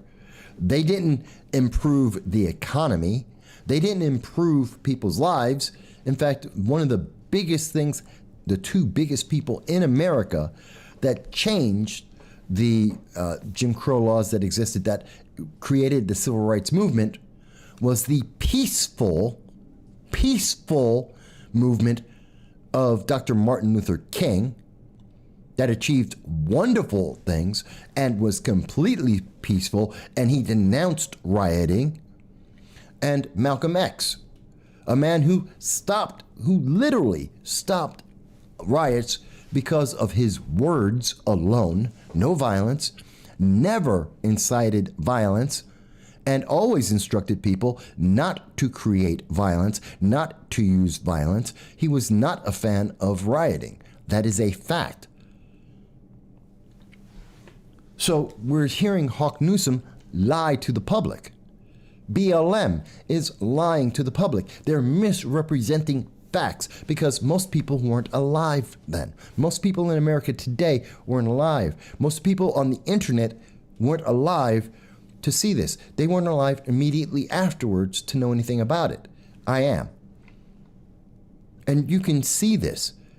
And they're lying to your face so that they can promote this idea that you will do what we say or we will use force against you. And then we have individuals like Kamala Harris who are more than happy to go out there and say, Well, we need to make the system more equitable without ever explaining what is equity. What is equity? This is terrifying, folks. And they're still looking to riot because we heard Eric Adams was threatened. A progressive was threatened by Mr. Newsom, Black Lives Matters, that if they don't do what BLM wants, that BLM and Antifa are going to commit more riots like they did over this weekend, destroying homes and property and threatening lives in Queens, New York. How is that not insurrectionist? Couple $1 billion in damage and burned homes. 36 people had their lives ended because of BLM and Antifa. BLM and Antifa have published and spoken in interviews saying you must change or we will use violence, and you must change these laws the way that they want. Coercing the government, using hostages in their autonomous zones, and the threat of violence in cities across America to change the law. That is insurrection. By definition, there is no other way to define it. You may prefer it. You may think it's justified. You may want that outcome, but that doesn't mean that it's legal or that it's justified, because it's not. And it is insurrection. It violates the laws of the United States at the city, state, and federal level. The news media doesn't like to say that to you. Well, they were just protesters, all dressed in black, destroying property. They were protesters. It's mostly peaceful, as they set arson and burn down buildings and businesses and kill people like David Dorn. I don't know, maybe you think I'm wrong. And maybe there's someone watching this that's on the left. I hope there's someone on the left. Well, actually, I know there's some politicians on the left who are watching the program right now, and they're saying, well, Mike, you just don't get it. Okay, great. Call in 607-242-1582.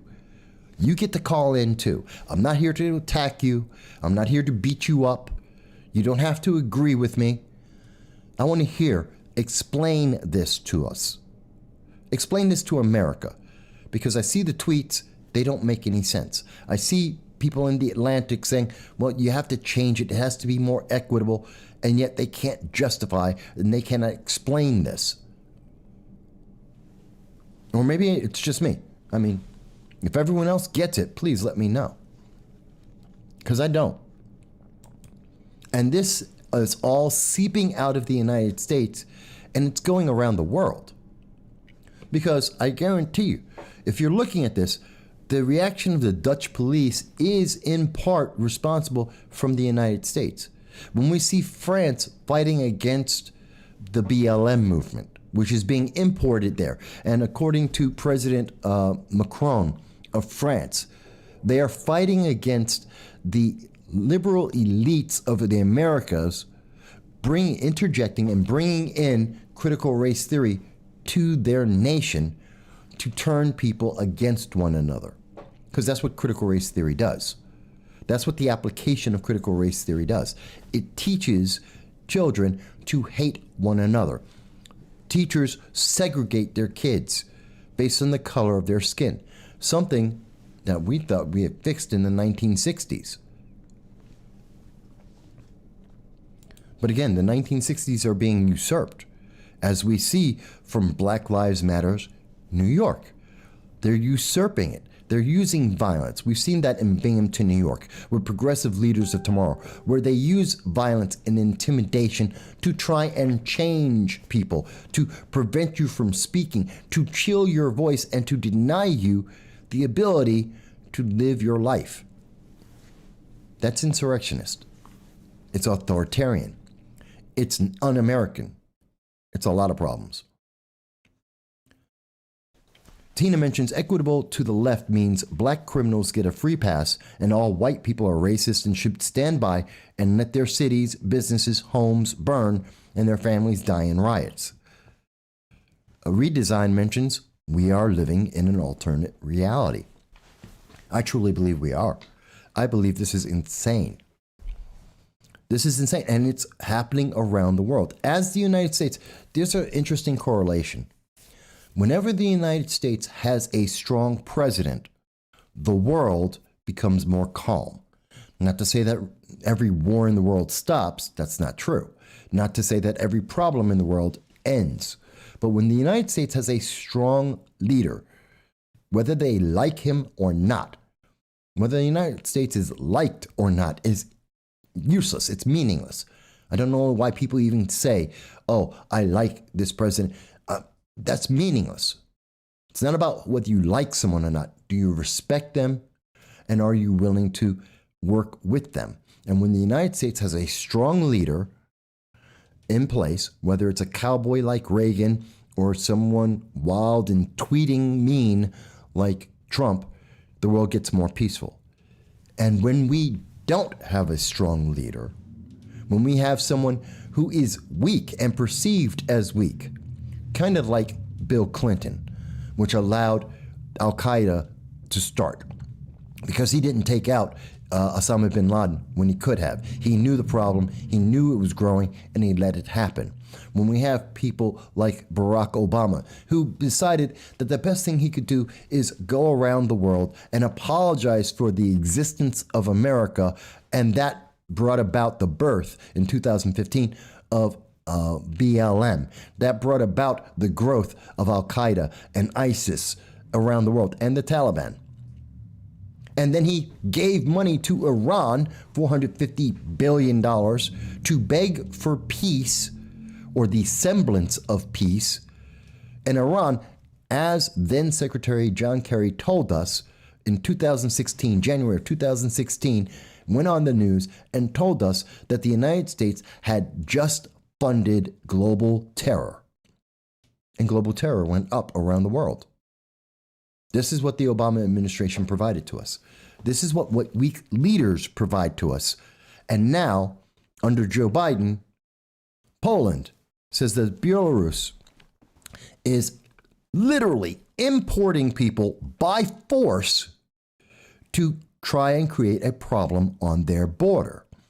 Oh, come on. Where's this story? I had the story here, and of course now it's being blocked from the AP News. But essentially, Iraqis, it is now alleged, and the AP News has reported this, Reuters has reported this, that there are Iraqi immigrants who are in Belarus right now.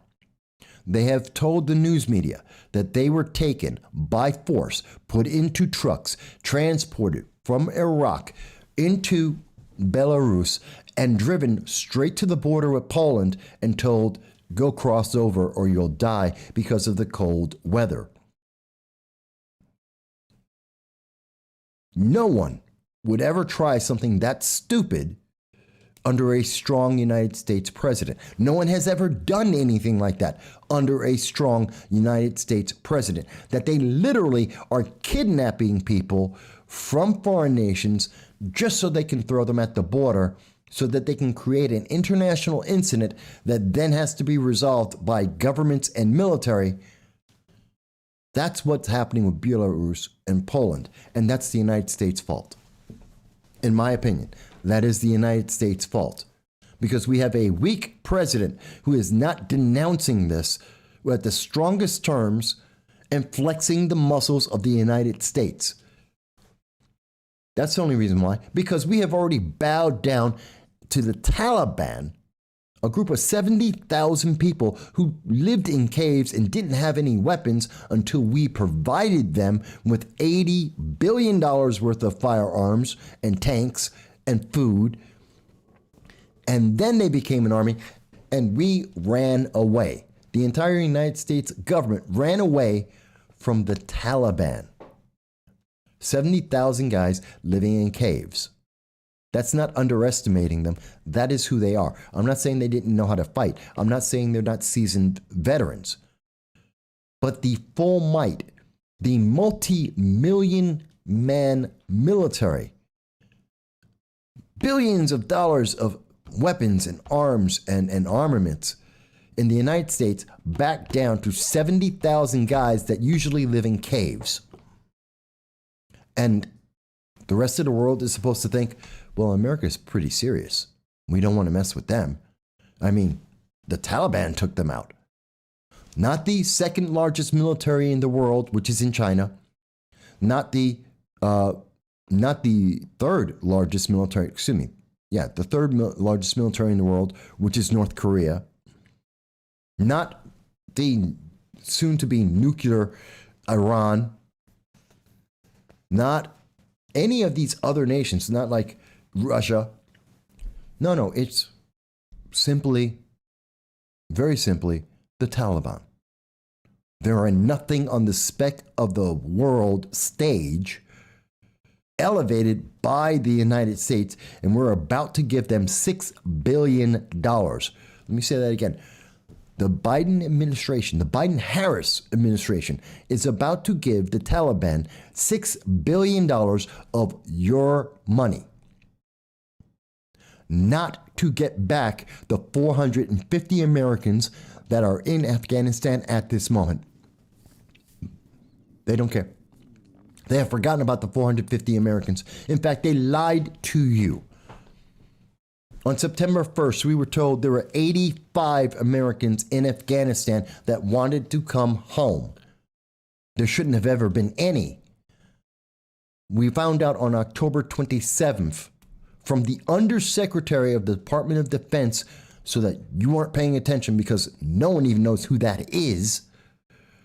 He told America at a congressional hearing under oath, there are at least 450 Americans that want to come home.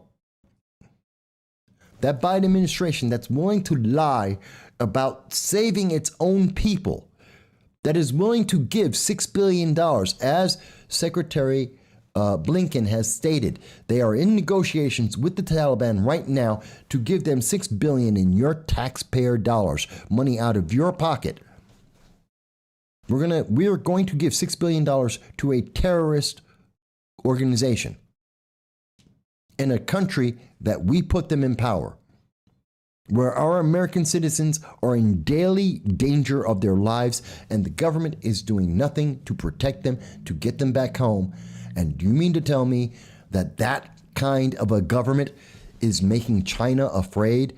No wonder Belarus is deciding that they can kidnap people from one country and ship them to the border of Poland so that they can make a political fracas to their advantage. John, I love that, John. But Mike, Trump posted mean tweets. Yeah, I know. Yeah, mean tweets. Mean tweets. So much more powerful than leaving 450 Americans in the hands of terrorist organizations like the Taliban, ISIS, and Al-Qaeda. Yeah. I could see that trade-off. Yep. Mean tweets, 450 American lives. In fact, it's even worse than that. Because you didn't notice this. This happened November 16th, and no one was paying attention to this. And then I'm going to get to some of the comments. No one was paying attention to this.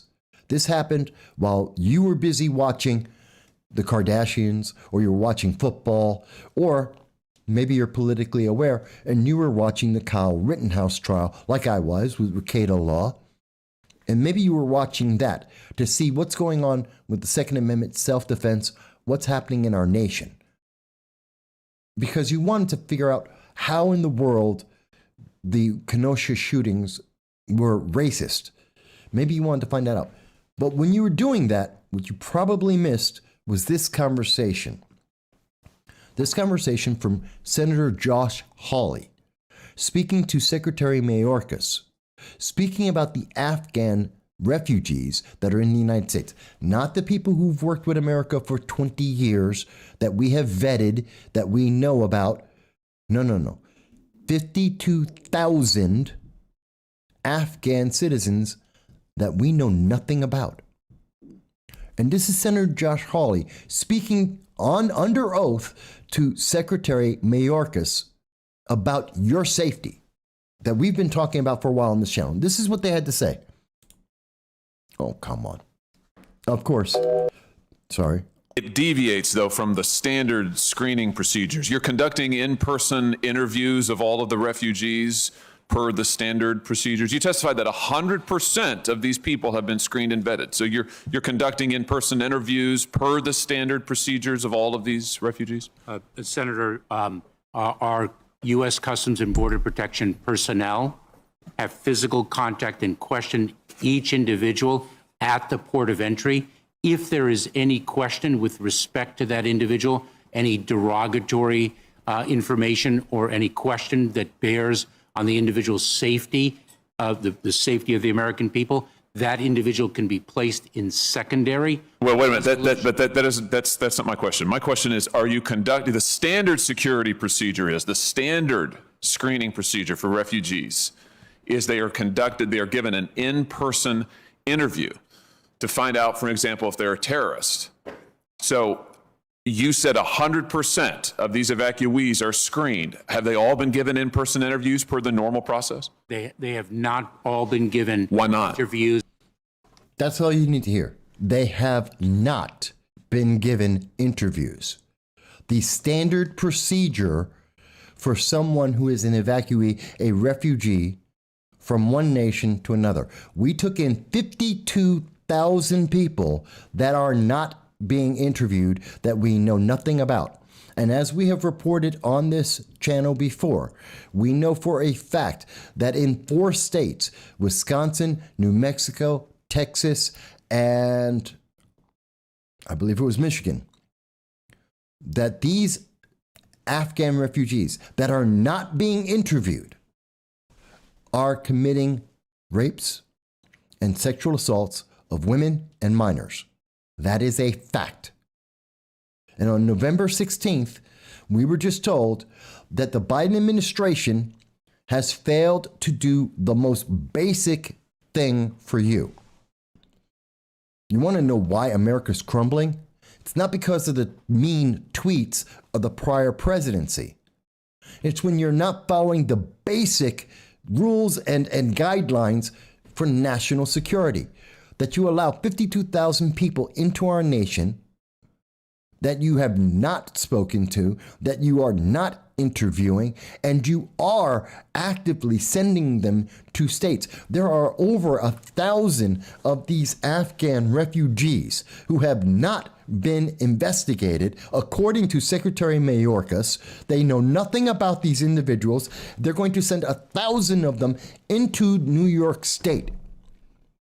And God knows how many others into other states. And it took me 2 months of talking to 15 different elected officials at the federal, state, and local level to find out that there's 1,100, at least 1,100 of these individuals that will be coming to New York State at some unknown point. And we now know from Secretary Mayorkas under oath in the Senate saying, and they have never been investigated. We know nothing about them. He wants to say, oh, if there was a problem, we would find out. And yet we know for a fact that as our military, women in the military have been raped, the United States military in our forts, Fort Bliss, women have been raped by these very same individuals that he has 100% confidence they have been investigated. And yet we know that that's happening. We know that that's happened in Montana. We know this has happened. We know that they have failed in their job, and now we know why they have failed, because they didn't do the basic job of interviewing these people. And we know that there have been individuals from this very same program that have gone to Florida and stabbed people to death because they lied about their age, they lied about their name. And we don't even know if they ever got interviewed so that someone could figure out that there was a problem. The world is crumbling, absolutely. Look at why it's crumbling. BLM never tried to do the stupid things that they've done under a strong president. They've done it under weak presidents. They've done it at a time when the nation was weak. BLM came out and started doing riots and trying to take over cities when everyone was still reeling from the fact that they had been locked in their houses by local and state governments for months. They didn't try that when we had a strong president in. The riots and the protests of BLM started back in 2015 under President Obama, and he celebrated them, decided to call them to the White House and said, hey, let's have a conversation, like the work that you're doing. Under Joe Biden, look at what we're seeing them do. Because there are riots to this day. We were told, well, if you get Joe Biden, there would be no more riots. That is a lie. That has always been a lie. But then again, look at all the other lies that were being told by the Biden-Harris administration. You were promised that these Afghan refugees would be investigated and that you'd be safe with them in your communities. Now we find out, nope, don't know anything about it. You were promised that the Build Back Better wouldn't cost you any money. Well, that's a lie, $367 billion. We were told inflation was only temporary. Whoops, sorry, 6.2% on inflation, 31-year high. Nope, it's going to be here for a long time to come. It's not temporary, it's permanent. What about our southern border? Oh, it's really secure. Don't worry, Kamala's right on top of that job. 1.5 million illegal aliens later, 125,000 children abused, being sent on 1,000-mile treks by themselves with sex slavers, with drug dealers, being left in the desert, drowning in rivers. 125,000 made it to the United States. That's child abuse. Not one politician on the left will call it that. Not one newspaper, not one news media organization will call it what it is, child abuse. And they're busy trying to figure out how to pay those illegal aliens $450,000 a piece of your taxpayer dollars. They're trying to give them your money, and then they want to sit in your face and tell you, but that wouldn't invite anyone else. No one else would want to come to America. No one who lives in a country where the exchange rate is 500 to 1. 500, if not 5,000 of their dollars to one American dollar. They're living on, they wish they could live in the poverty of America. They wish that they could live in poverty, living under a bridge in Del Rio, Texas, because their poverty is so much worse than to live under a bridge in the United States. And you're telling them that they could get $450,000 per person if they come to America under Joe Biden and Kamala Harris? You want to know why America is broken? I think we found the reason. And these things did not exist before. I'm not telling you that America's perfect. Didn't say that America was perfect. Never was. But we were never this broken. We were never this insane because we weren't just listening to the far left. We weren't just going out there and saying, oh, look at their tweets, which are mean tweets, but they're on the left, so it's okay. No, we never did that before.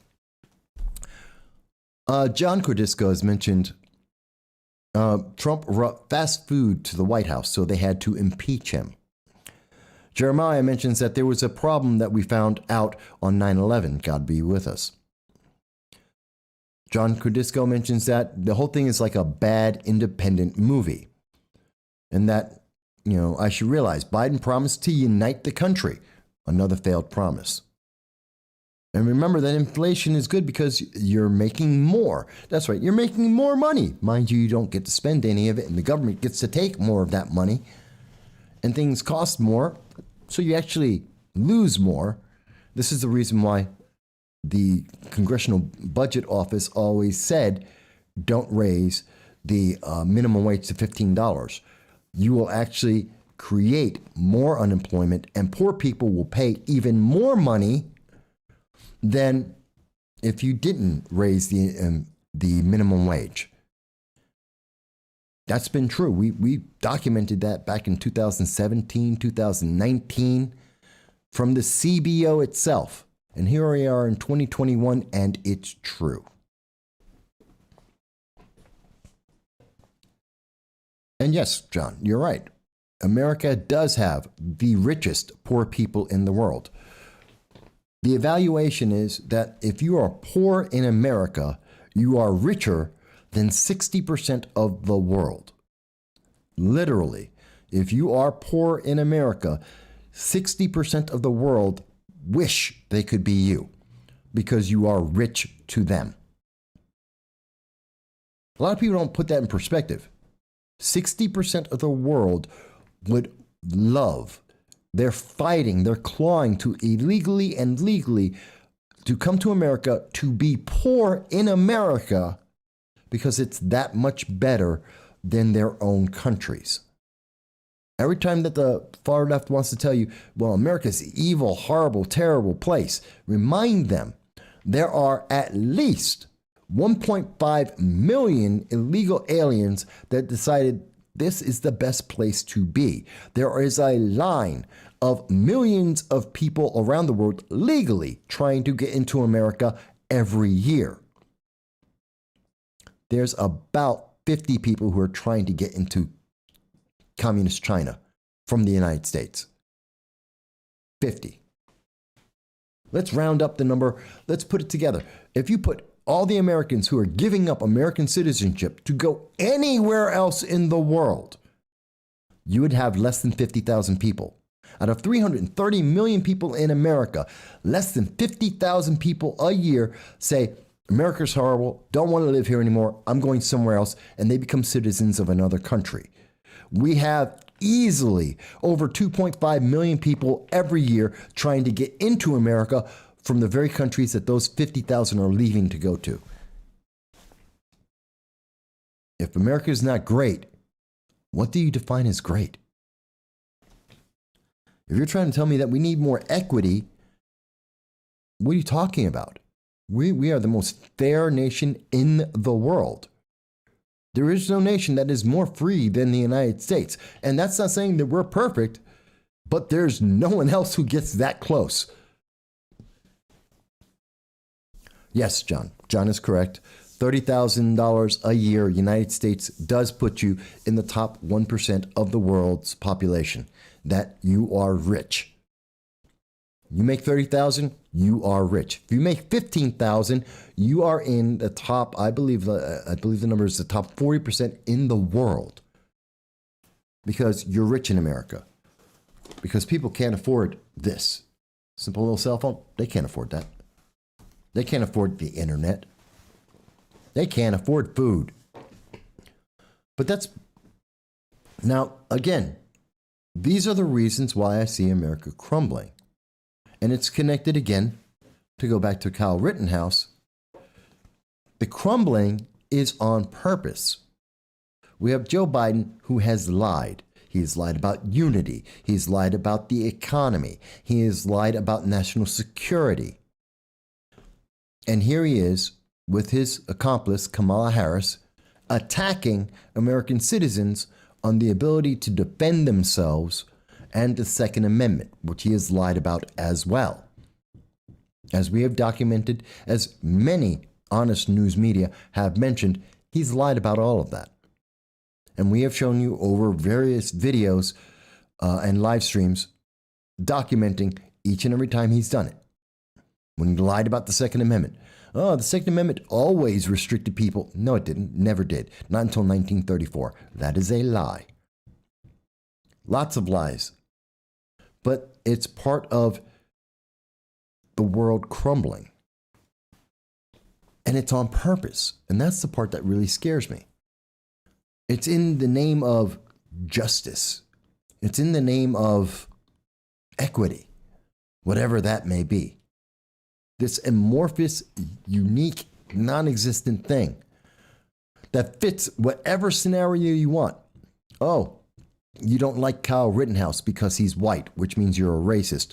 Oh, so you don't like him for that reason. Well, just claim equity, and now it's all fine. Anyone who disagrees with you, they're the racist. and you get to try and railroad him into life in prison. It justifies you going out and looting and rioting.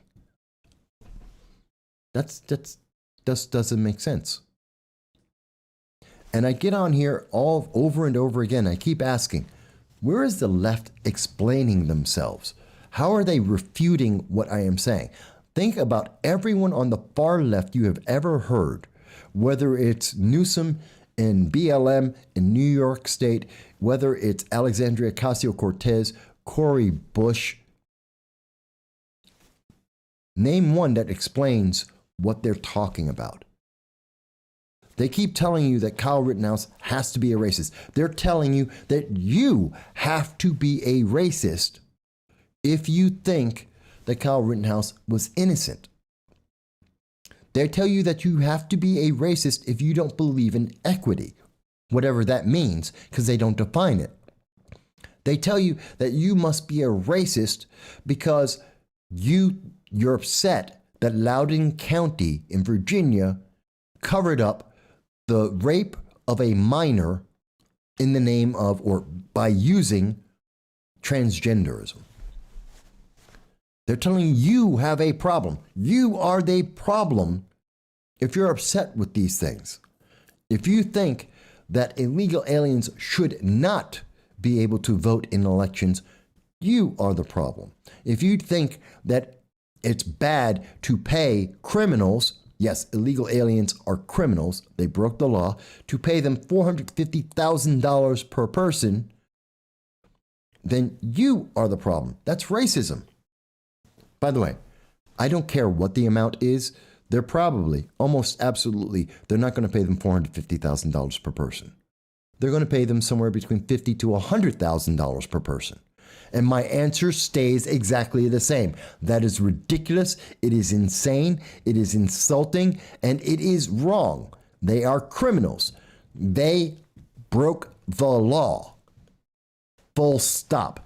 Don't pay criminals. And I know San Francisco thinks I'm wrong because they are paying $600 a month in taxes. They're taking taxpayer dollars and paying $600 a month to criminals not to commit crimes, which is stupid. But it's equitable. That's equity. You don't have to agree with me, folks. You can tell me you think I'm wrong. You can tell me that I just don't have enough information. I can show you all the sources from the left-leaning news media, from NBC, AP News, Reuters, ABC, MSNBC. You want to name the source? I can show you everything that I have said. In fact, I have shown you everything I have said in videos that we have covered just in 2021 alone. And it's getting worse. John mentions the tide is turning on gun rights. Now over 25 states shall issue gun permits.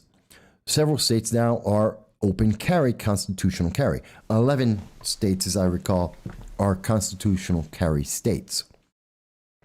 But we have a backlash. See, John, you also have to remember, at the same time, we have Joe Biden going on CNN for a town hall where he is saying, I want to ban 9mm handguns and every semi-automatic rifle. We have Beto O'Rourke. Oh, I had it up here before.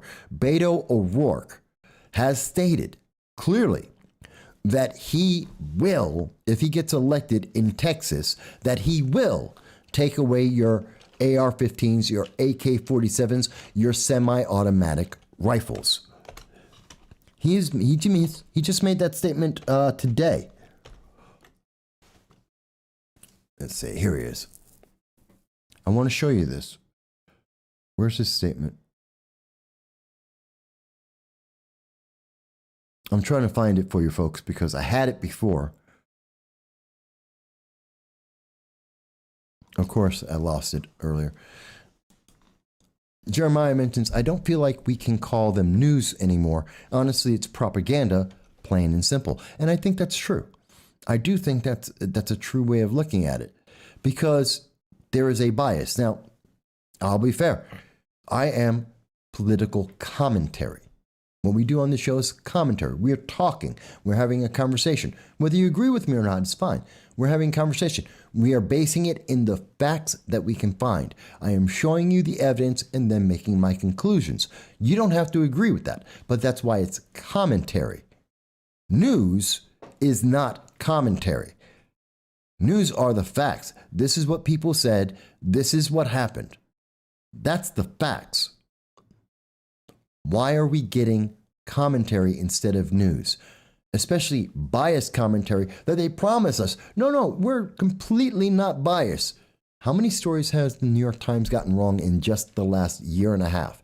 How many stories have we seen Twitter and Facebook block that were true in the last year and a half?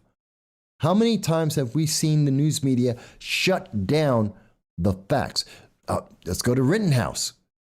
Why do 1 million people in America still think that someone black was shot by Kyle Rittenhouse in Kenosha a year and a half after the fact, after a full televised trial showing all evidence and all video?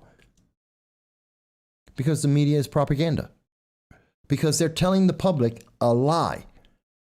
There's still Representative Jerry Nadler wants the DOJ, Department of Justice, to be involved and to investigate Kyle Rittenhouse because he still thinks, as I showed you yesterday, the quote from him, that he still thinks Kyle Rittenhouse took a firearm across state lines, which is a lie. In fact, that's one of the reasons why all gun possession charges against Kyle Rittenhouse were dropped.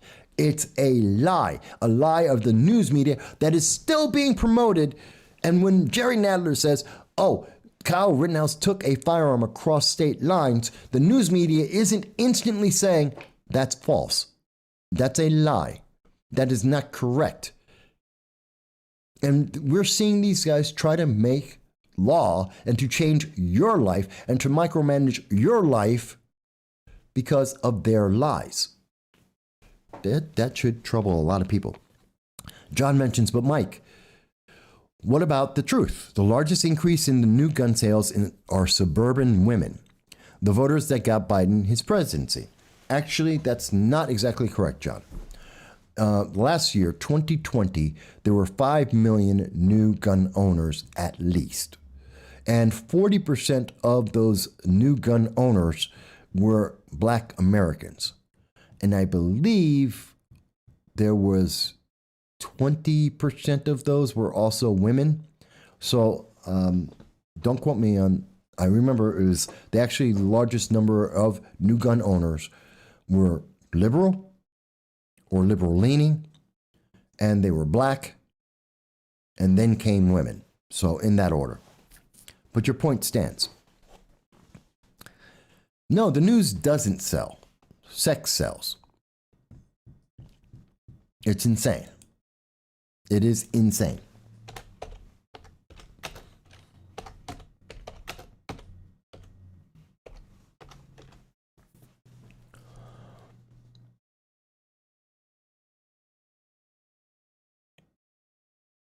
Here it is.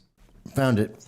Okay, folks, for those who think I'm not reporting the news properly, that I have somehow misunderstood, November 21st, 12:45 p.m., I quote, "I still hold this view," end quote. Beto O'Rourke stands firm on 2019 presidential debate. We're going to take your AR-15 remarks. Being reported by Yahoo News, as well as, I believe this is also coming from Reuters or Business Insider. He still wants to take your guns. It's a fact. They're coming for the Second Amendment. So when people say, well, the Second Amendment's now safe. No, it's not. No, it's not, because you got Beto O'Rourke, who wants to be a governor now in his third attempt at getting elected, who says, I want to take away your firearms.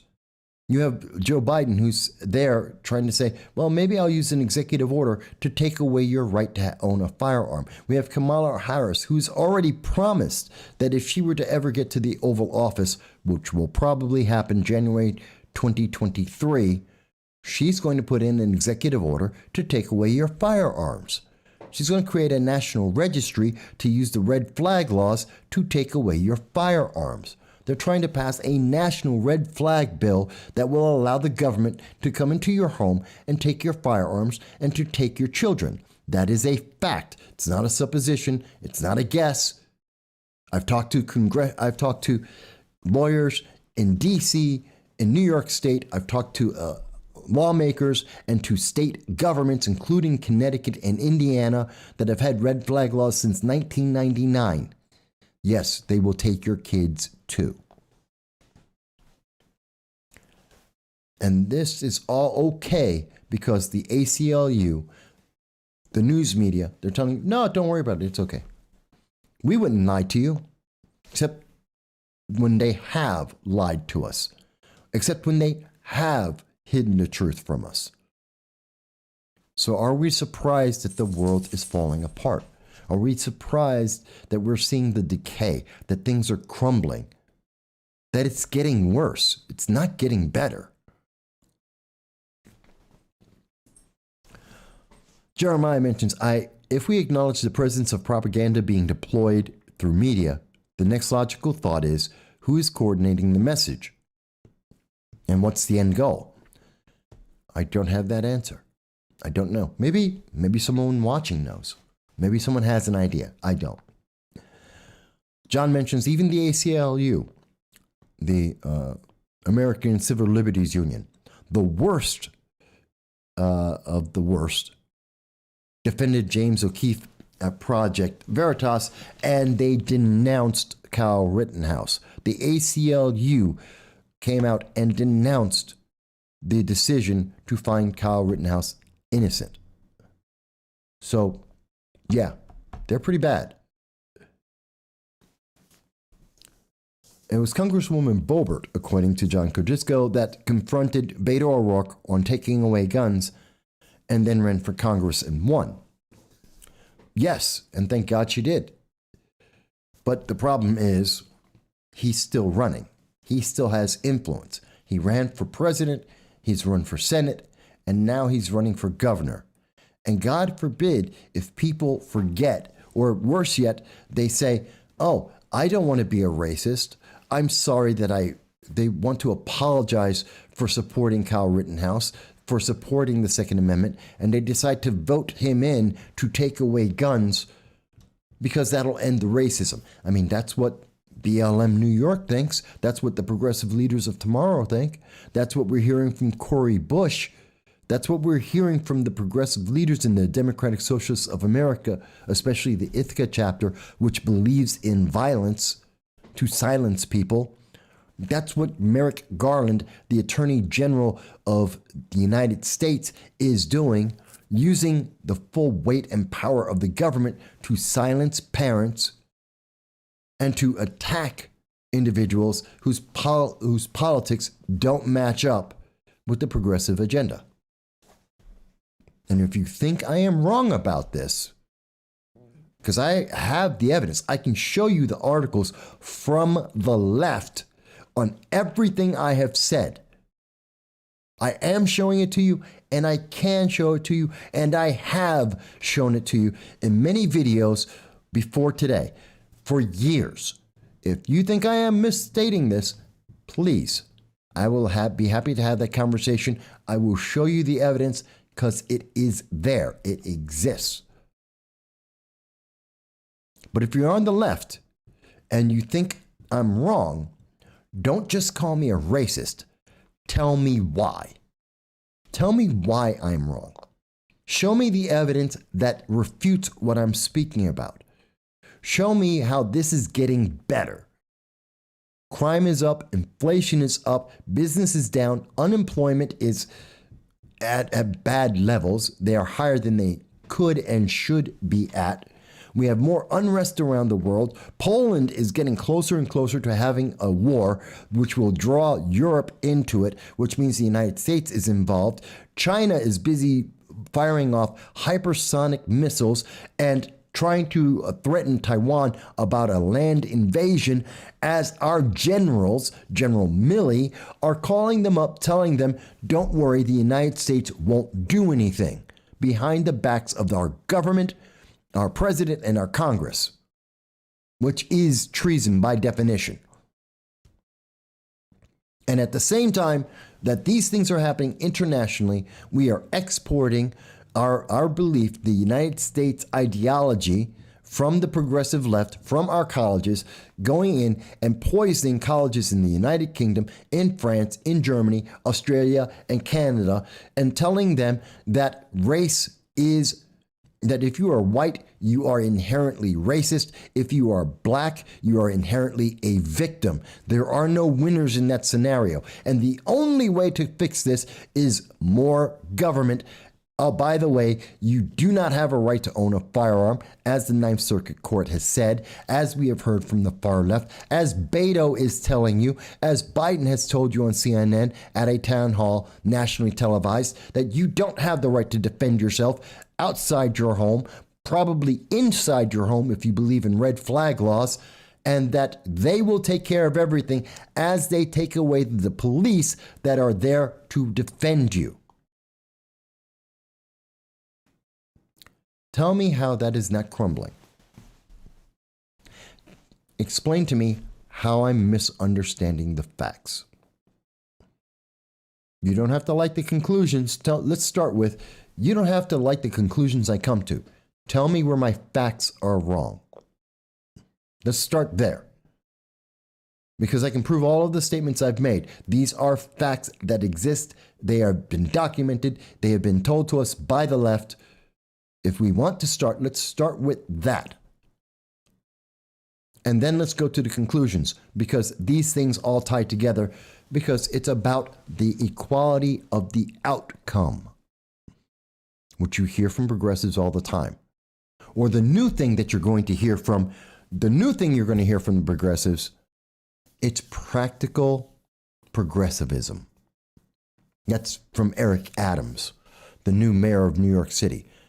That being progressive is practical.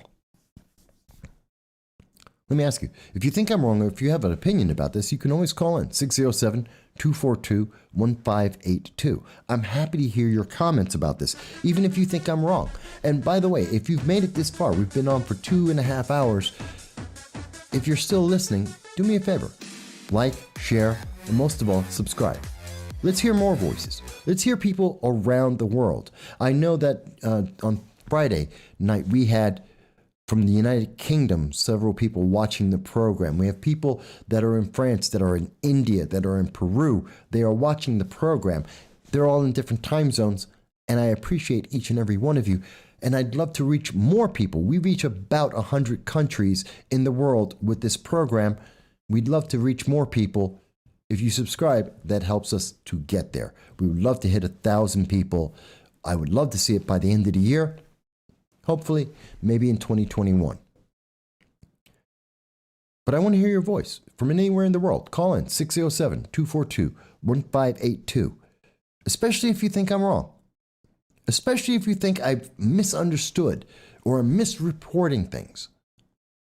Especially if you can explain to me how the Kyle Rittenhouse verdict is racist. How someone agreeing is racist. Hello, and thank you for calling in to No Soundbites Allowed. This is your host, Michael Voss. Who's speaking? Hello. Hello. Michael. Yes. John Curtis, how are you? Hey, John. What's up? Oh, boy. Pretty interesting show today. It's, I'll tell you the truth, as bad as things are, and as crazy as they're getting, and it seems to like doubling a penny every day, bad. I think, frankly, the progressives and the leftists have extremely overplayed their hand, and the American people are finally smarting up. I really, truly believe that. 1 second. So to explain the penny a day thing, because not everyone knows that, Doubling a penny every day, it's exponentially getting worse and worse. And I think it's coming to a head. And I think that even some of the, we'll call it liberal or leftists, are starting to realize that maybe, just maybe, what I'm believing isn't true anymore. And I think the tide is definitely turning. I don't know about that. I wish that it was. Oh, well, no, I'm a little more optimistic. They do control, when I say they, I mean the progressives and the leftists. They do control the media, social media, cable news. But there's so much information out there now and so many ways of getting information. I think slowly it's starting to seep out that the emperor has no clothes. And why they picked Biden, he's probably the worst person they could have picked to put in that slot as the placeholder, but they did it. He was never meant to stay. If I'm correct, and this is my theory, we've had it, we've talked on the show many times about it. I believe that, and Larry Sharp believes, and several others, that in November of 2022, probably a week after the midterm elections of 2022, the 25th Amendment will be started. That process will start to remove Biden from elected office because of mental deficiency, and Kamala Harris will assume the power starting January. Yeah, I think Kamala Harris will assume power. That's true. But I think what will happen is, just for looks and PR value, I think they'll convince Biden into resigning once he sees there's enough cabinet members to enact the 25th. And that would be the biggest disgrace, the biggest embarrassment historically. No president has ever resigned. Oh, excuse me, except for Nixon. And that proves my point about the disgrace. Well, no, what he'll do is he'll say, well, we're facing so many things in the United States, and we need young, new blood to tackle these problems. And with the health problems that I had, I've consulted my wife and my physician and my close friends, and they advised me to turn over to a younger, more capable person to lead our country. You know how it goes, blah, blah, blah. Blah, blah. I get that, but here's the other problem. Besides the historical fact that he would be besmirched, being only the second person in the history of the United States to resign, and to resign, and along with that, it would have to say, because of mental and physical deficiency, so he's deficient. In saying I have to resign because Biden saying that he has to resign because of his mental and physical deficiencies, it invalidates the votes that he received. I understand. And telling everyone who voted for him, and all the Democrats out there and all the progressives, that this man is, everything he's done is mentally deficient. I know. Afghanistan, Build Back Better, all of it is the product of a mentally deficient individual. It'll be the biggest psych of all time. But that's why I don't think they can do it that way. Yeah, but what's less damaging to at least their PR value? Him resigning or the 25th Amendment? Whatever one I think better suits them, and they're both bad for them. I think resigning is the better option for them. No, I think it's going to be, if he resigns, he admits that he didn't know what he was talking about. As he told America he needs to take away the 9mm firearms, that Build Back Better is going to not cost any money, and that it will improve America, that climate change is our biggest problem, that the 450, if not 4,000 Americans abandoned in Afghanistan are his number one priority. It all becomes a lie. But if he's mentally deficient, you could say that happened recent. Well, the other side of that coin is, if he resigns, like you said, he's admitting that he knew he wasn't capable the whole time and ran anyway.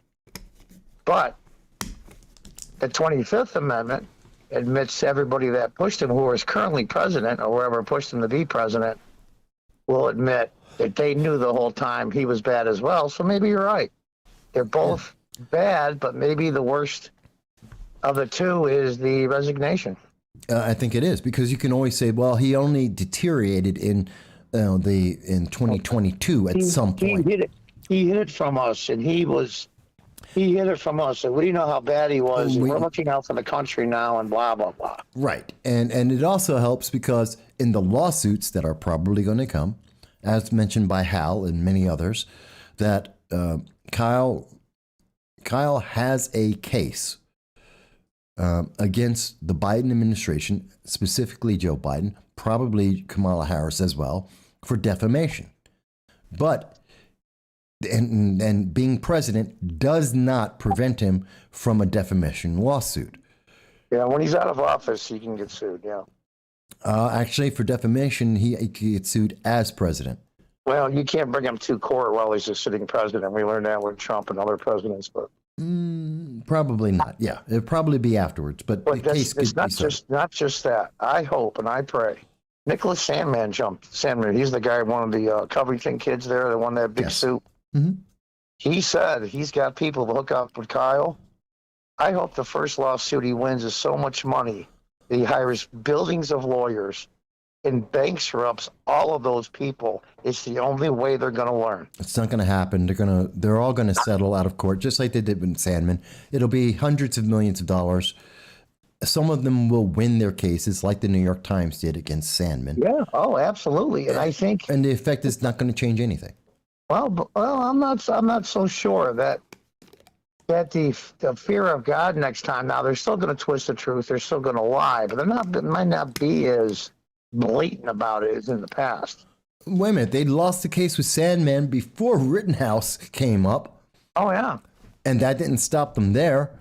They had lost the case with Rittenhouse, and they blocked all of the evidence from the New York Post and all of the information about the laptop from Hunter Biden. They lied about Hunter Biden, and they've prevented him from getting an investigation because he threw a handgun in a garbage can behind a kid's school. Yep.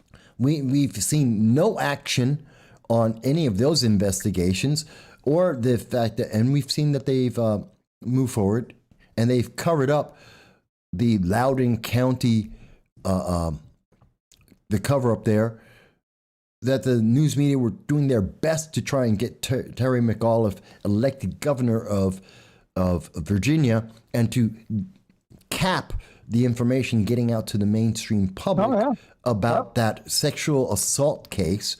Oh, yeah. I don't see that another Sandman level loss is going to make them better. I think it does come down to money. Kyle Rittenhouse might be part of that.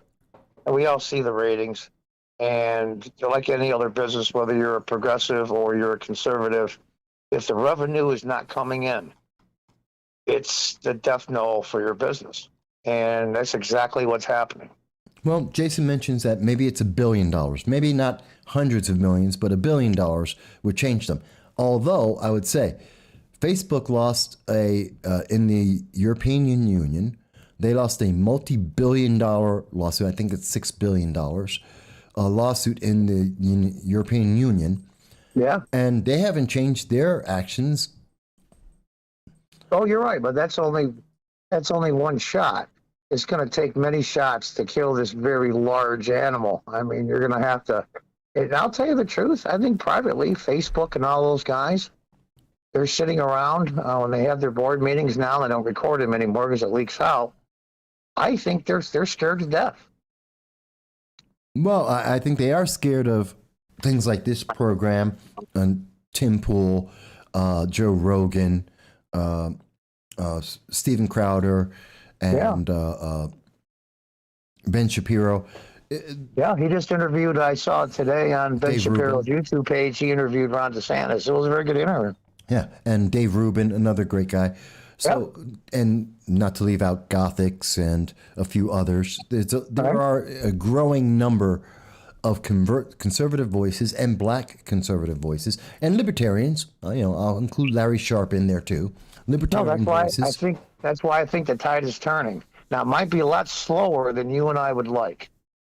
I don't have any patience. I never really have, but I have a problem. It's not that I don't see elements of people saying we can't do this. I'm not a racist because I believe in the Second Amendment. I'm not a racist because I believe in self-defense. I'm not a racist because I don't agree with critical race theory. It's not that people aren't saying those things. It's that people forget. People don't remember that in August, July, we were promised by Joe Biden he would leave no one behind. September 1st, he promised there were only 185 people left in Afghanistan. October 27th, we found out there's 450, maybe a couple thousand. We were told, we were promised that all the Afghans we took from Afghanistan, these refugees, that they were investigated, that we're sure the government checked on all of them and they're okay. Yeah. And now, as I just showed you, November 16th, we find out that's a lie. Secretary Mayorkas is telling us they didn't even investigate these people. There is a video from maybe it's about 10 years ago or so, maybe 9. I'm not sure if Biden was vice president then. It's a video on YouTube. I remember the name of it. I wish I could. And Mayorkas is sitting right next to Joe Biden, literally. And Biden explains how he wants to bring in between 1 and 2 million refugees every single year for the next 2 decades. And laughed about it. Yeah. It's insane. And I think the cultists, the 35% of the cultists that are around are never going to change, and, the heck with them. Well, you're the claiming people in the middle people, the ones, the independents and the moderate Democrats, the normal Democrats, like I used to be a normal Democrat. I think they're waking up. I really and truly do. I don't know, because people forget. They forget. This program doesn't forget. We remember. We've been doing it 15 years. We bring stuff up all the time. Yeah. That's the whole point. But I saw the ABC, Washington Post now. Mm-hmm. Those are 2 extremely rotten news agencies. They took a poll in the 8 swing states. I saw it out this week. The Republicans in a generic poll in the 8 swing states are up 23%. And even in the article, the guy said, this is not a typo. And I think that only lasts until the midterm elections in 2022, and then the public forgets. It tends to happen. And that's historically what we have seen. And I think that's what they're counting on. Well, I think we'll have to make sure this time that the new Republicans, not the old neocons that are worthless, like Mitch McConnell and that group. Mm-hmm. I think the new Republicans that are coming in are going to make sure they don't forget. Well, that would be very important. While I got you on, John, let me ask you a question. Earlier in the show, I asked the question, what do you think what Kamala Harris meant for equitable justice? When she says we need a more equitable decision when it comes to self-defense, Second Amendment, what do you think that? Oh, she doesn't want, see, you and I, they play games with words. Equitable to them is equity. And equity and equality are polar opposite terms. Yes. And so that's the trick that they pull on people. What she means by equitable, she basically means unless you killed grandma in front of 50 witnesses, you're not going to jail. So it's like the bail reform. The what? It's like bail reform. Yeah, I mean, well, yeah, if you can call it that. But it's going to be a backlash to all of this. I mean, she says she is for reforming the prison and judicial system. This is the same woman that had evidence of a person in jail as Attorney General in California and didn't release it so he would be let go. This is the woman that stopped parole for thousands of parolees in California so they could be paid $1 an hour to fight wildfires. She's really equitable, honestly? Well, you would have a better understanding. Let me explain for the audience. People may not be aware. John, who's John Cordisco, also has a channel on YouTube as well, which is Cordisco's Corner. I'm happy to have you with us. And thanks. John, you're also a former politician yourself. You served as former elected official. I was a crappy politician. I stand corrected, and I apologize. Yes, you were an elected official in the southern tier of New York for many years, and you were a Democrat at that time. Yes. So you have an insight, perhaps, that most of the people watching may not have. You've probably heard more about equity than the average person and even many politicians, I would imagine. Well, I remember one instance, the city council, when there was a something brought to us to do a proclamation or whatever they want to call it, that really was discriminated against the LGBT community. And there was a lot of people that came up, and they were very heartfelt. I mean, I was moved by a couple of their speeches. So when it was time to vote, I got up, and you can talk before you vote. And I said, listen, we shouldn't bring people up. It's like hate crimes. I don't like that when you level it up. I mean, a crime is a crime. And if you discriminate against somebody, you discriminate. And I said, on that basis, I really can't vote for it. Immediately on live TV, they started screaming, using the F word, effing pig, and everything else. And I turned to the camera and I said, there's your tolerance. And they went nuts. This is in probably 2004, maybe. And I saw the handwriting on the wall, and I saw where the Democrats were going. In fact, in 2006, when I was voted council president by 5-4 vote, I had in my suit coat pocket my announcement leaving the Democrat Party, and I was talked out of it. So I saw this coming, but even I, as negative as I am on the Democrat Party locally, statewide, and nationally, I never could have dreamed in my wildest dreams they would go off the deep end this badly. Can you believe that at this moment in New York City is being threatened with riots and burning down the city if they don't comply with the demands of BLM? Now, I've said BLM in doing that's an insurrectionist action, that autonomous zones, threats against to use violence, which is coercion, that this is all insurrection because it destroys the government in our society. All right. Am I wrong that this is what, and I don't think most Democrats believe that, but I think there's a fringe of the Democratic Party, the far left, that are pushing that. They want insurrection. You're right. It's a fringe. And that's what Mayor Adams said in New York when the BLM leader got mad. It's a small percent of the Democrat Party. But the National Socialists in Germany were a very small percent of a political party. It's not the size you are. It's how much news time you get. In this case today, social media, cable news. It's your voice. Whoever's the loudest, the squeakiest hinge gets the oil. And it's the appearance that 95% of the Democrats are whack job progressives. And that's just the reality of it. Perception is reality, and it doesn't really matter. Now, people are understanding that they have a big PR problem with Democrats because they had a side with these lunatics to get Trump out. And now they're stuck with him, and they don't know what to do. True, they don't. And I think it was all about mean tweets. I mean, that's the worst that they really have to say about Trump. He's not a nice guy. He's mean tweets. They're nice people. But, there were lots of Germans who loved the 1930s, 1940s government because they said really nice things. They liked what they heard. But they were a minority at the beginning, a loud minority. In fact, there was a coup attempt by Hitler, if you remember, and he went to jail. Yeah. What I'm trying to say is that these small percent physically are a small percent, but they have much more control than they are as a number. Like these progressives, I believe they're not even 15% of the Democrat Party, but yet they control the agenda, and that's all that matters. That's terrifying, which is why people need to vote. They need to go in and they need to vote. Oh, absolutely.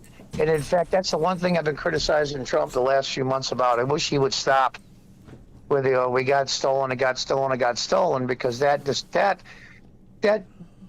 dumbs down the vote. That suppresses the vote. That they think, well, I'm not going to vote because that's not going to matter anyway. They're going to steal it anyway. And I wish he would stop that. But that's probably the only criticism of him lately. Well, let me ask you this. Again, you have many contacts in the Democratic Party still, regionally in New York State, Southern Tier. Has anyone ever explained to you what they mean by equity? No, I try to bring up these subjects with people. I won't say any names, you know. No, we're because not they asking tell for me names, stuff just- privately, but that stuff, I bring that up in conversations, and either the conversation quickly find an excuse to end, or they just change the subject. I think the vast majority of elected officials, it's very much like McCarthy in the old days. Once you're accused of racism or any of the nonsense they want to pull, you're doomed. So they just keep quiet, and they know it's nonsense, but they can't fight against it because they're afraid of the backlash that will be created. And just for people to know, the McCarthy era, which is the 1950s, was a gentleman, a representative of Congress, who accused many people of being communists. And he claimed that he had a list and proof. And he brought in people for trials, essentially trials, on the floor of Congress. But Edward R. Murrow, a really good, really honest, one of the greatest newsmen ever, actually investigated and said, there is no such thing. There is no proof. There is no real list. You're using people for power. And it was proven that McCarthy in the 1950s was And you know, it's funny today, destructive. it's exactly the same thing, and I'll tell you why. James O'Keefe said the other day in an interview, they kill you with the process. In other words, anybody that helped Trump at a higher level is all being brought in. Now we're talking about hundreds of thousands, if not more, in legal fees just to sit there and say nothing. And they know this because they're out to destroy people that helped Trump. Same thing with McCarthyism. Once you're identified as this, they want to destroy your life. That way it puts the fear of God at everybody that wants to go against you, just like they're doing at the people that worked in the White House when Trump was president. You put the fear in them that if you ever come out publicly and call out against us, we will destroy you, just like they're doing to the normal moderate Democrats. They're saying, you open up your mouth, we'll destroy you politically, we'll destroy you financially. There's suicides all over the place. And that's what they do. It's the same exact tactic. And now we have, the media is like 100 times bigger than it was in the 50s. So now it has much more of an impact and scares the heck out of a lot more people. And so I think they're putting their heads down, and they're going to voice their opinions when they go to vote. Well, people have to vote because this is insane. And I don't believe that we have a person running for governor who's literally saying, I'm going to take away your semi-automatic rifles. I don't believe we have a person in the Oval Office who's saying, I'm going to take away your 9mm, your semi-automatic handguns. I don't believe we have a person who will become the person in the White House sitting in the Oval Office, Kamala Harris, who's saying that we need an equitable justice system, failing to define what equity is and ignoring all evidence that has been put before us. No, equity means to them, you have a corporation in California, and you have 13 board members on your corporation. Equity to them is 17% of people in California are African American, so therefore 17% of your board must be by law. That's their equity. Yeah, and that's stupid because that's... Now, here's the crazy part. They tried last year to rescind basically the Civil Rights Acts in the 1960s. They had a California version of it. Right. They tried to rescind their equality provisions in their laws so they can turn around and put these minorities or whoever they want to on these boards and discriminate against white people and males. But they couldn't do it because those laws were on California on the books. And even the crazies in California voted that down. Well, that's part of what Professor Hall, who created the modern concept of critical race theory, excuse me, in the 1970s, he said he doesn't believe in the civil rights movement. He thought that Dr. Martin Luther King took America into the wrong direction, that the civil rights movement, the affirmative action was all wrong, and that instead we need equity. So I'm not surprised that they would do that in California, and I kind of remember something about that. You know, it's funny. I saw in a discussion, I forget where it was on YouTube, where a guy was trying to defend critical race theory that it's been accepted by thousands of scholars and professors and academics and think tanks, and Because they're none of them teaching have these ever been wrong. courses. They're teaching these courses in college, and it's just academically been accepted. And the guy turned to him and said, "Yeah, you're absolutely right." And so was eugenics in 1910. That was considered science. That was taught in colleges by professors and in schools. And we know what eugenics really is. It's racist race theory Yes. turned on its head. No, you're right. It's exactly the same thing. It's the same soup, just reheated. All right. Let me take you back once more. We've talked a lot about it back and forth in the show. And I've brought in a couple of other things as well. But looking back on the Rittenhouse trial, you don't have to Right. answer this if you don't want to. Okay.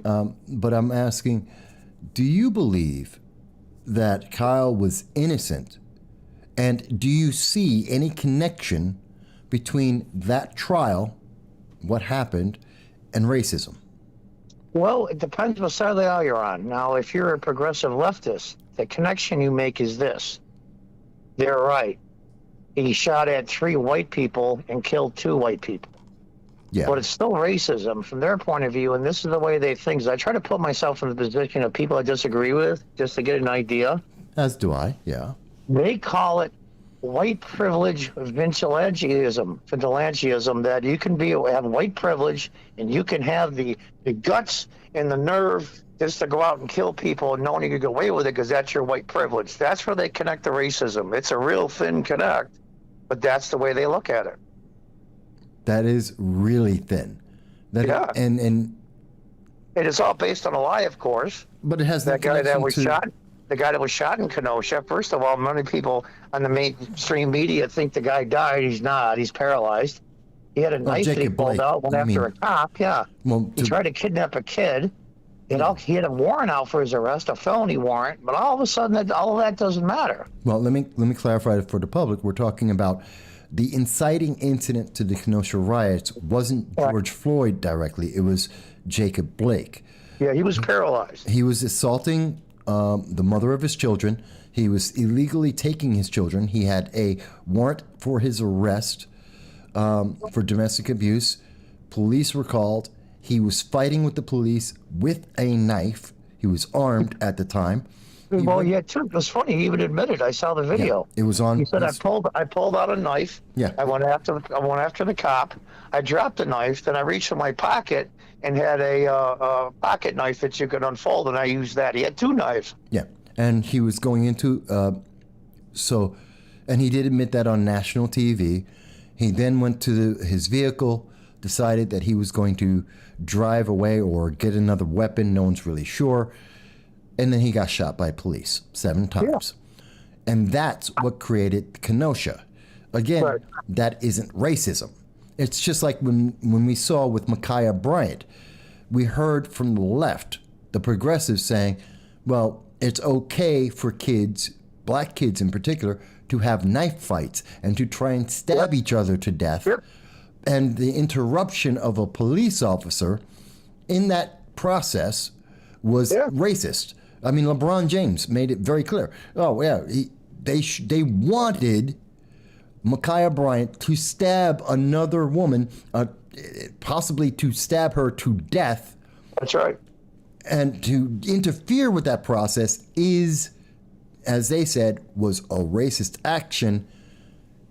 And here we're seeing, okay, the reaction to something that they didn't like, the Jacob Blake shooting, which did not kill him, it did paralyze him, was to riot, burn down property, threaten people's lives, which then led us to Kenosha. I don't see the connection. I don't see those things as racist. No, there isn't a connection to logical, rational people. And that's the thing. These progressives that push this agenda on social media and cable news know it's nonsense. But there are hundreds of thousands of what I'll call useful idiots. And a lot of them are criminals. They have a love to burn and pillage and God knows what else that I probably can't say on the air. now gives them an opportunity to do that. And they just let it go because they want chaos. They want the system to collapse. So they can move in and say, here, we're here to protect you. And at the same exact time as they're protecting you and your security, you're taking away your rights. It's a very methodical and very well thought out plan. It's a destruction of our society. It's a corruption of the Constitution, and it has an impact on the rest of the world. It is seeping out. It's like a poison seeping out of the United States, a poison of progressivism that's seeping out of the United States, just like it was the same poison of socialism and communism in Russia, in China, that's seeped out to the rest of the world, except America's better at getting it out there. I don't think the young people today, not just in the United States, we'll say in Western Europe, maybe even Eastern Europe and Europe, I don't think people understand. In fact, there was a professor that said he was going to write a book. I don't know if he ever did. You know how historians go back, if things were different, you know, how things would have turned out. Mm-hmm. You know, they was going to write a book on saying that the United States never existed. He called it A World Without the United States was going to be the name of the book. I don't know if he ever wrote it. And just from historical things that he knows, he was a professor, how much worse the world would be without the United States. I don't think that even 20% of the population of the U.S. knows that, or the world. The world would be a lot worse if not for the United States. I think so. I agree. And if they were to get the progressives what they want. And again, I keep making this difference. I hope people are noticing. I'm making a difference between Democrats, liberals, and progressives. They are not the same thing. They do not have the same values. And I'm speaking of progressives. Here's the thing, though, Mike. Here, you're technically right. But here's the thing. These moderate Democrats, like I used to be, normal Democrats, are saying and doing nothing. So you know what? I don't give them a pass anymore. They are being complicit. Yeah, their silence is being complicit. Yes. Yeah, you are who you defend. You are who you attack. Same thing. By saying nothing, they are complicit. And now I used to give them a pass up until the last few months. Now I give them no pass at all. Well, I can understand that. I don't want to give up my seat. Oh, okay. Too bad. Oh, I don't want to. Have my kids picked on at school. Oh, all right. So I'll just be quiet. I'll get reelected again, and I'll say all the right things, but I know it's nonsense. But I get my pension, and I get free health care, and I get all the wonderful things that comes with it. Well, and you know what? It doesn't. I used to give them a pass because I know some of them personally. Mm-hmm. I used to give them a pass. Not anymore. Not anymore, because these people are in the system. And they see what the reality is, and they still say nothing, and they know 50 times more than the average person walking around. So I don't give them a pass anymore. No, I can understand that.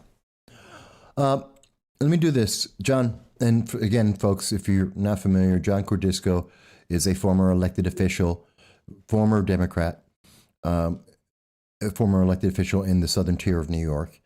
And I want to thank you. You have Cordisco's Corner, which is a channel of your own. And no, he didn't call in because of that. He just calls into the show every so often. Oh, okay. But I just want to make sure people know who you are and what. I appreciate the shout out. Yeah. But let me let you go. I want to see if we can get maybe one more person. Let me just say one more thing on voting. Sure, absolutely. I used to say this every single November when I was a council member, because we used to be on live TV. Go to Arlington National Cemetery and see the graves. Go to Normandy and see the graves. Go around the world and see the graves of American soldiers that all died so you could vote. And if you don't vote, that's incredibly disrespectful to them and the sacrifice they made. What did Lincoln call it? The full sacrifice? What was the term he used? I forgot. The ultimate sacrifice is your life.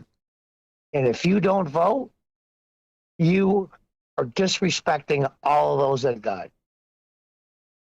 That's true. That's true. And I agree with that. I agree with that sentiment entirely. Well, take care and have a good day. You too, John. Take care. So, folks, as you can hear, we have many people who call in, and there are many elected officials and candidates and former elected officials that listen to this program. They're listening to your voice. They're listening to you. They're listening to what we're talking about and how you're reacting, your comments, your tweets, and your phone calls. There is an impact being made every time we speak. So again, we always want to ask you, please like, share, and subscribe. The politicians are paying attention. They come onto this show for a reason. They know we reach you, the public. And when they're afraid to say something, they just listen to you. They listen to what's being discussed. It's important. And the more that you can help us, the better it is. And, we get past that 1,000 threshold, we'll be able to reach more people around the world, more politicians, more elected officials, good and bad, the ones that are doing their jobs and the ones who are hiding from accountability will hear this more often, and they will be held accountable. They know they have to do something. Hopefully, at the end of the day, that's what we can achieve on this program, is to help them do a better job for you, because they are here to serve you, not the other way around. You listen to Chuck Schumer, you listen to Nancy Pelosi, you listen to Biden and Kamala, and it sounds like we're supposed to be doing whatever they say. We are subservient to Fauci. No, we're not. They're subservient to us. That's what the Constitution put in place. It was so important. Not only was it in the Declaration of Independence, not only was it in the Constitution, it was in the amendments as well, both the 9th and 10th Amendments. They wanted to make sure there was no way anyone would not remember you are the control of this. You are the power of this nation. Now, we've been on for about 3 hours, but I want to take a moment and I want to say, we do love hearing your voice, folks. And if there's someone else who wants to call in, 607-242-1582. If you're on the left and you've listened to this program, if you've listened to part of this program, tell me why. Don't call me a racist. Don't call me an ist and a phobe. I don't care about that. You're not going to hurt my feelings. I could care less.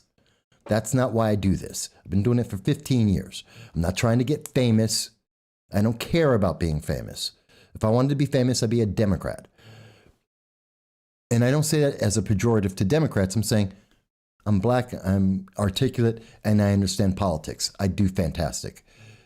The point is, I want to hear why you disagree. If you think that the Kyle Rittenhouse trial was racist, tell me why. Give me the concrete, logical progression of how that is racist. If you think our justice system needs to be equitable, tell me what you think equity means, because there is no definition of that. If you believe that we need to have an open door policy in the United States just to let everyone in, tell me why you think that's good for America.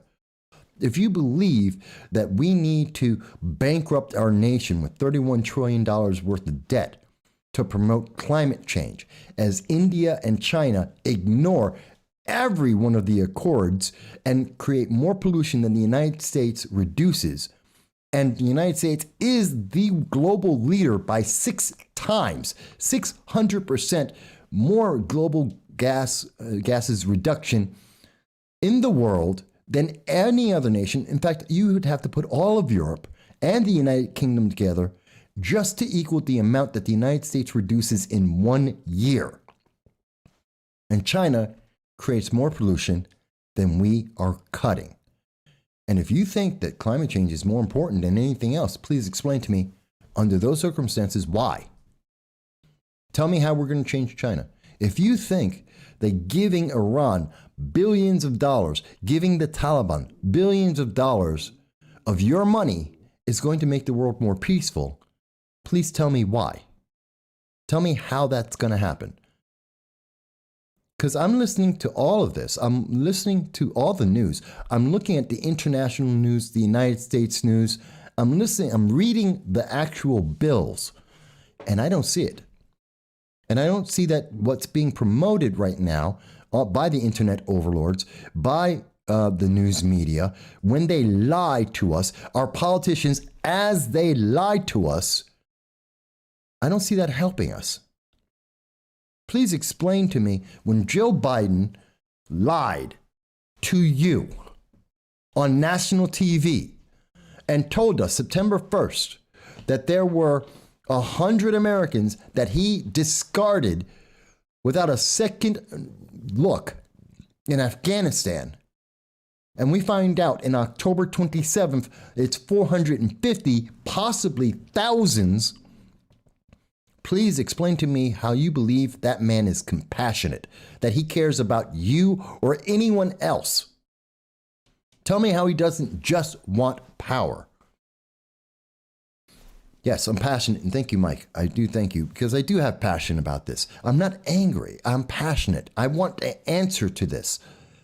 I want to try and understand this because I can't help fix it if I don't understand it. And I don't think most Americans or most people in the world understand what's going on right now. That's why the situation is getting so bad. And I think, as you heard from John, as you heard from Hal, the reason why it's getting so bad, as you heard from Jason, it's because everyone's confused. And many people are afraid. They're afraid of Merrick Garland and the FBI. They're afraid of Jerry Nadler and the full force of the United States government. They're afraid of the red flag laws, of being disarmed with the Second Amendment, with Beto O'Rourke.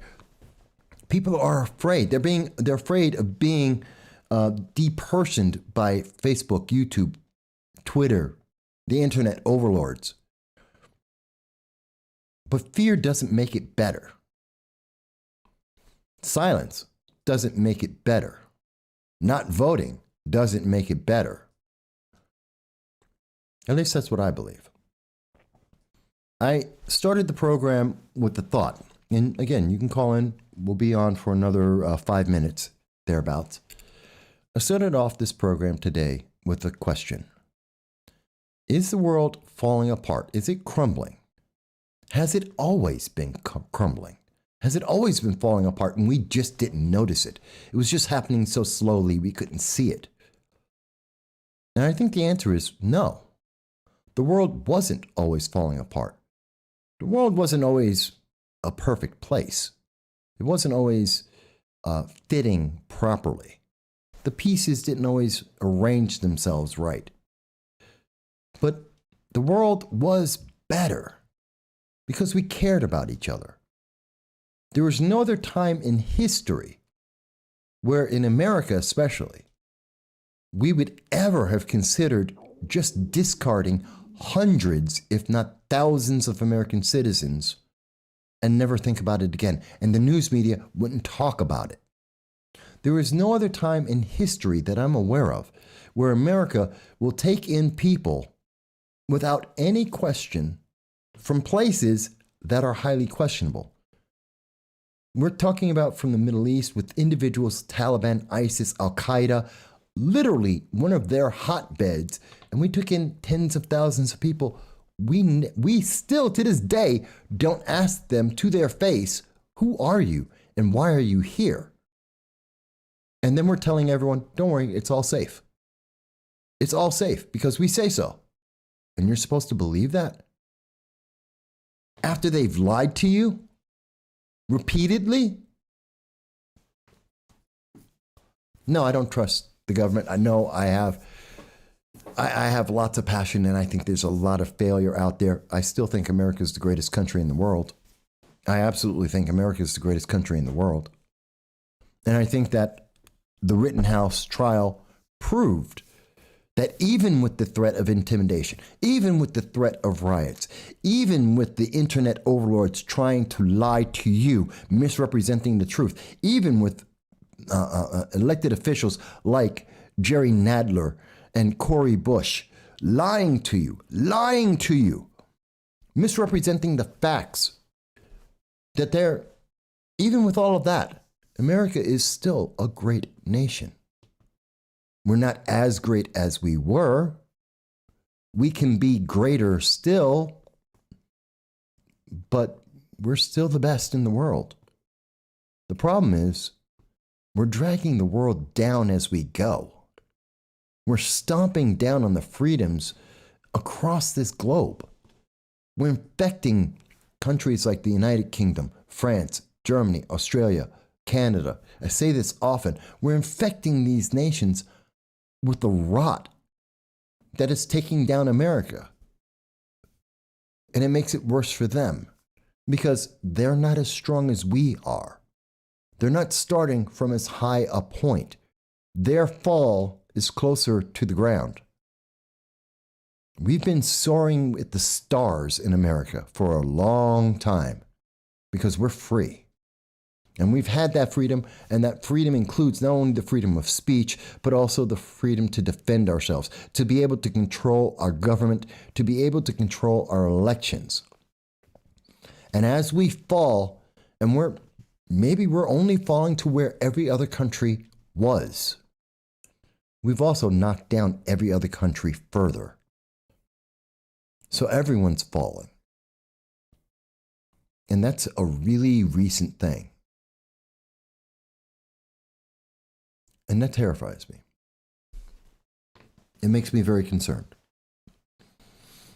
But that's why we do this program. That's why we've been doing this for 15 years. And that's why we're going to keep doing this. Whether we continue to lose money or not, whether we get famous or not, it doesn't matter. Every Sunday, 2:30 p.m. Eastern Standard Time, we will be here speaking live with you about the issues that matter. 3 times a week, we're going to do our videos and get them out there talking to you about the issues that may not be the most popular, but it could be the most important. Making predictions about the future, trying to see how we can save America. And in saving America, in preserving our freedoms, our Constitution, our amendments, we help to save the rest of the world because, as they say in Hong Kong, as they have said in Hong Kong, America is the shining beacon of freedom that they hope to have light them up. Well, folks, in the coming days, we're hoping to have yet one more, the 4th candidate in the New York 22nd District, trying to work out an interview with him. We believe that we may be having an interview with a good friend of ours and a candidate for the governor of New York, Larry Sharpe, may be coming onto the program. We're going to be working on a few things as we get closer to the end of the year. So until the next time that we're able to speak with you, we want to say thank you. We appreciate you. We love everyone who's written in and made a comment, who agreed with us, who disagreed with us. We thank everyone who's called in, whether they agreed with us or disagreed with us. We thank you for liking, sharing, and subscribing because you matter. And we know it. Thank you very much.